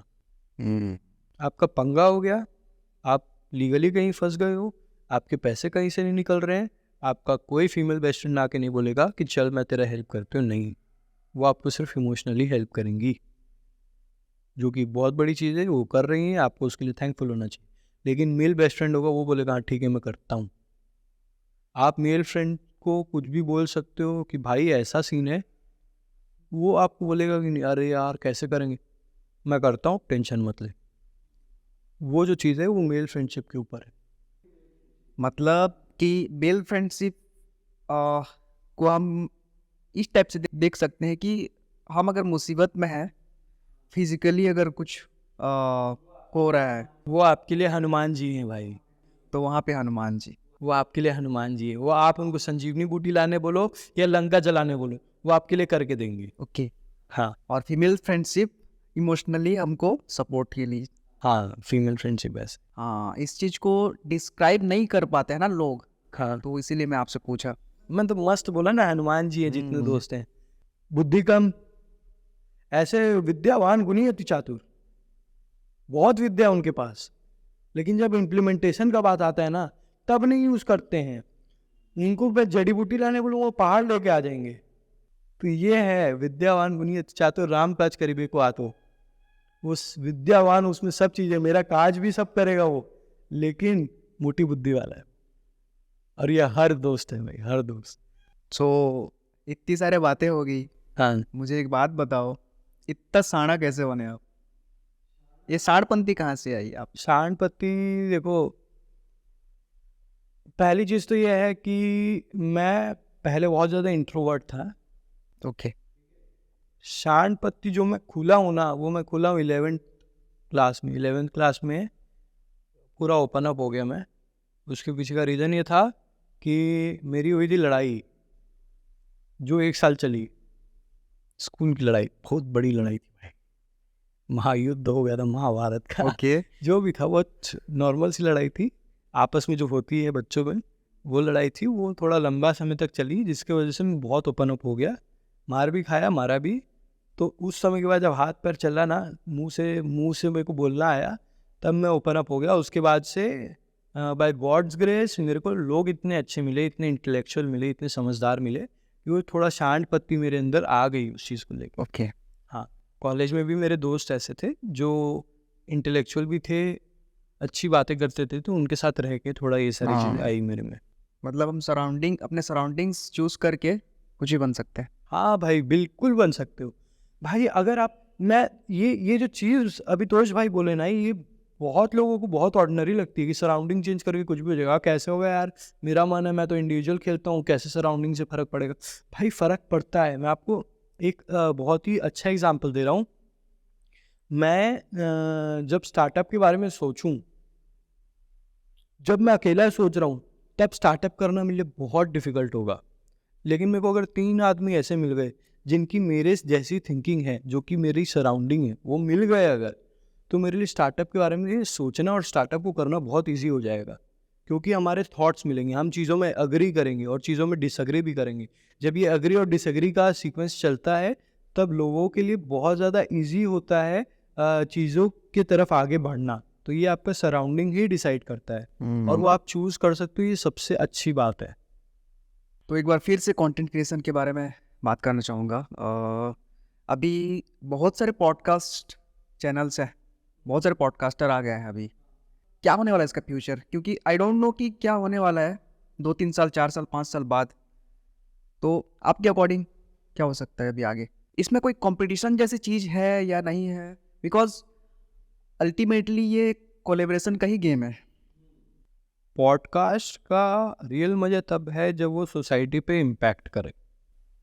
ओके। ठीक है, पॉडकास्ट में आपको कंपटीशन बहुत कम फेस करने मिलेगा। इसके पीछे का रीज़न ये है कि इसमें आप अपना हार्ट एंड सोल बात कर रहे हो। ठीक है, आप अपने अंदर की सारी चीज़ों को बाहर रख रहे हो।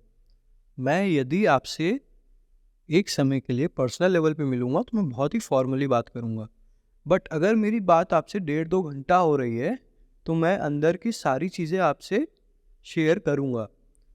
अब जहाँ तक रही बात पॉडकास्ट आगे कितना चलेगा कितना नहीं चलेगा, ये अभी बहुत चलने वाला है। लोग बोल रहे हैं आने वाले 10 साल तक चलेगा, मेरे हिसाब से भी चलेगा। ओके। ठीक है, और पॉडकास्ट का सीन ऐसा है कि जैसे मैंने कहा, आप अपना हार्ट एंड सोल रख के बात कर रहे हो, तो ये चीज़ के लिए आपको कोई कॉम्पीट नहीं कर सकता है ना। आपका मन और आपकी ज़ुबान पे किसी का कंट्रोल नहीं, उस पर आपका कंट्रोल है, और वो किसी के साथ मैच भी नहीं करेगी, क्योंकि वो आपका वे ऑफ थिंकिंग है। तो उसके अगर अकॉर्डिंगली बात की जाए तो आपका कोई कंपटीशन नहीं है, बट ये है कि आपको मेहनत करनी पड़ेगी, आपको लोगों तक रीच बढ़ानी पड़ेगी। Reach Right. बढ़ाने के लिए सोसाइटी में इम्पैक्ट लेके आना पड़ेगा। अगर आप सोसाइटी में इम्पैक्ट लेकर आते हो, तो लोग आपके पास सुनने के लिए आएंगे, क्योंकि अब सुनने वाले ही, मतलब हमको चाहिए कि हम सुने। हमारा अटेंशन स्पैन खत्म हो गया है। 15 सेकंड से ज़्यादा हम कोई एक वीडियो देख नहीं सकते, बट हम सुन आज भी सकते। राइट।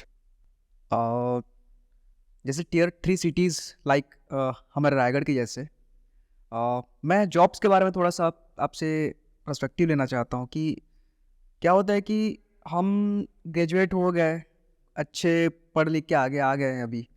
सो यहाँ क्या है, लोगों को लगता है क्या स्कोप नहीं हो पा रहा है, कोई सब बाहर भी जा रहे हैं।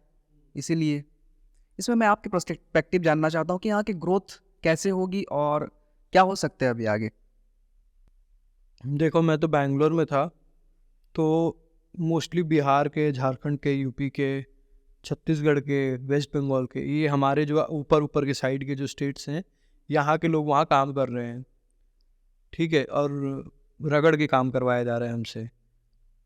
वही काम अगर उनको यहाँ करने बोल दें तो लोग नहीं करेंगे। ओके। इस चीज़ में मैं ये बोलूँगा कि माहौल की गलती है। अगर आज रायगढ़ में माहौल ऐसा बना दिया जाए कि यंगस्टर्स इंजॉय भी कर पाए, काम भी करें, और उनके पास अलग अलग चीज़ें अवेलेबल हो जो कि बड़े शहर में अवेलेबल है, जो कि ज़्यादा एक्सपेंसिव नहीं होती। मतलब अगर उनके लिए एक अच्छा इन्वायरमेंट रहे, इंफ्रास्ट्रक्चर अच्छा रहे जिसके ऊपर गवर्नमेंट को काम करना चाहिए, या उनके लिए उनको जैसे माइंड फ्रेश करने के लिए अलग चीज़ें होती है, बिलियर्ड्स हो गया, बॉलिंग एली हो गया, ट्रैम्पलिन पार्क हो गया, या पैसा खर्च करवाने के लिए अगर कुछ और यहाँ पे बढ़ाया जाए, तो लोग जॉब यहीं पे करना पसंद करेंगे। जॉब इंसान करता है पैसा कमाने के लिए, बट उसका मेजर पार्ट ये भी होता है कि उसको वो खर्च कैसे करेगा। अगर यहाँ पे खर्च करने के तरीके निकाले जाएं, तो लोग यहाँ पे रह के काम करना पसंद करेंगे, यहाँ पे जॉब करना पसंद करेंगे।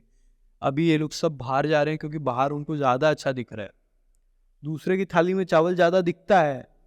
लेकिन इस केस में पॉइंट यही है कि भाई दूसरे की थाली में चावल ज़्यादा है। आप चावल की खेती कर रहे हो भाई छत्तीसगढ़ में, लेकिन खुद की थाली में चावल है नहीं, तो क्या मतलब? आपके पास यहाँ सबसे ज़्यादा जॉब के लिए बंदे बन रहे हैं, बट यहाँ जॉब मिल नहीं रही है, तो क्या मतलब? वो चीज़ को बढ़ावा देना पड़ेगा। और दूसरी पॉइंट में ये भी डिस्कस करूँगा कि यहाँ के लोगों की, जिनकी जो जॉब करना चाहते हैं, उनकी भी बहुत ज़्यादा वो है, क्या मेंटेलिटी है उनकी? मेंटालिटी वही है यार कि देखो मैं बताऊँ, यहाँ के वही हम लोग गांव वाले लोग हैं, ठीक है, मोस्टली जितने आते हैं हम गांव से उठ के आते हैं। गांव से उठ के आने के बाद ब्रेन जो ब्रेनिंग करता है वो इसी बेसिस पे करता है कि हम काम कर रहे हैं, फिर अचानक से मन में आता है हम कुछ बड़ा करना है। भैया ये सबके मन में आता है, आपको ये अलग से 30 मार खान नहीं हो कि आप ही के मन में आएगा, राइट। ठीक है, सबके मन में आता है। तो वो बंदा जॉब करेगा, जॉब करते वक्त उसको कोई बैंड्रा की वीडियो दिख जाएगी, ठीक, मैं बैंड्रा बोल रहा हूँ, विवेक बैंड्रा, ठीक है, उनकी वीडियो दिख जाएगी, कर सकते हो, आगे बढ़ सकते हो, करना चाहिए, करना चाहिए, ये जॉब जॉब क्या है, जॉब कुछ नहीं है, जॉब छोड़ के आपको अपनी चीज़ों में आना पड़ेगा, ये करना पड़ेगा। क्यों कर रहे हो भाई? क्यों किसी के पेट पे लात मारा है वो बंदा ऑनलाइन बैठ के? क्या क्या हासिल कर रहा है वो? लोगों को एंटरप्रेन्योर बना रहा है, फेल हो जाएगा तो उसका गारंटी वो लेगा क्या?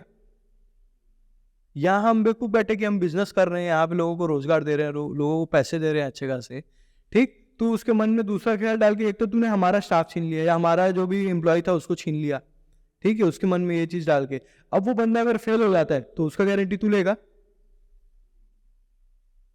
ये ऑनलाइन जो है ना लोगों के ऊपर इतना प्रभाव डाल रहे हैं। वेस्ट वाले आके पहले तो आके देश लूट के गए, फिर अंग्रेज, हाँ, अब वो अंदर आके लूट नहीं सकते तो वो ऑनलाइन बैठ के देश की मेंटालिटी लूट रहे हैं भाई, पूरा खत्म कर रहे हैं लोगों को, ब्रेन वॉश करवा रहे। ब्रेन। भाई मैं कहता हूँ आज के टाइम पे लग्जरी है गाड़ी बंगला मकान, बंगला मकान से हो गया कपड़ा गाड़ी बंगला, ठीक है, आने लो 10 साल के बाद में लग्जरी होगा कि मैं सोशल मीडिया डिटॉक्स करता हूँ, मैं सोशल मीडिया पे कहीं नहीं हूँ, ये मेरे लिए लग्जरी।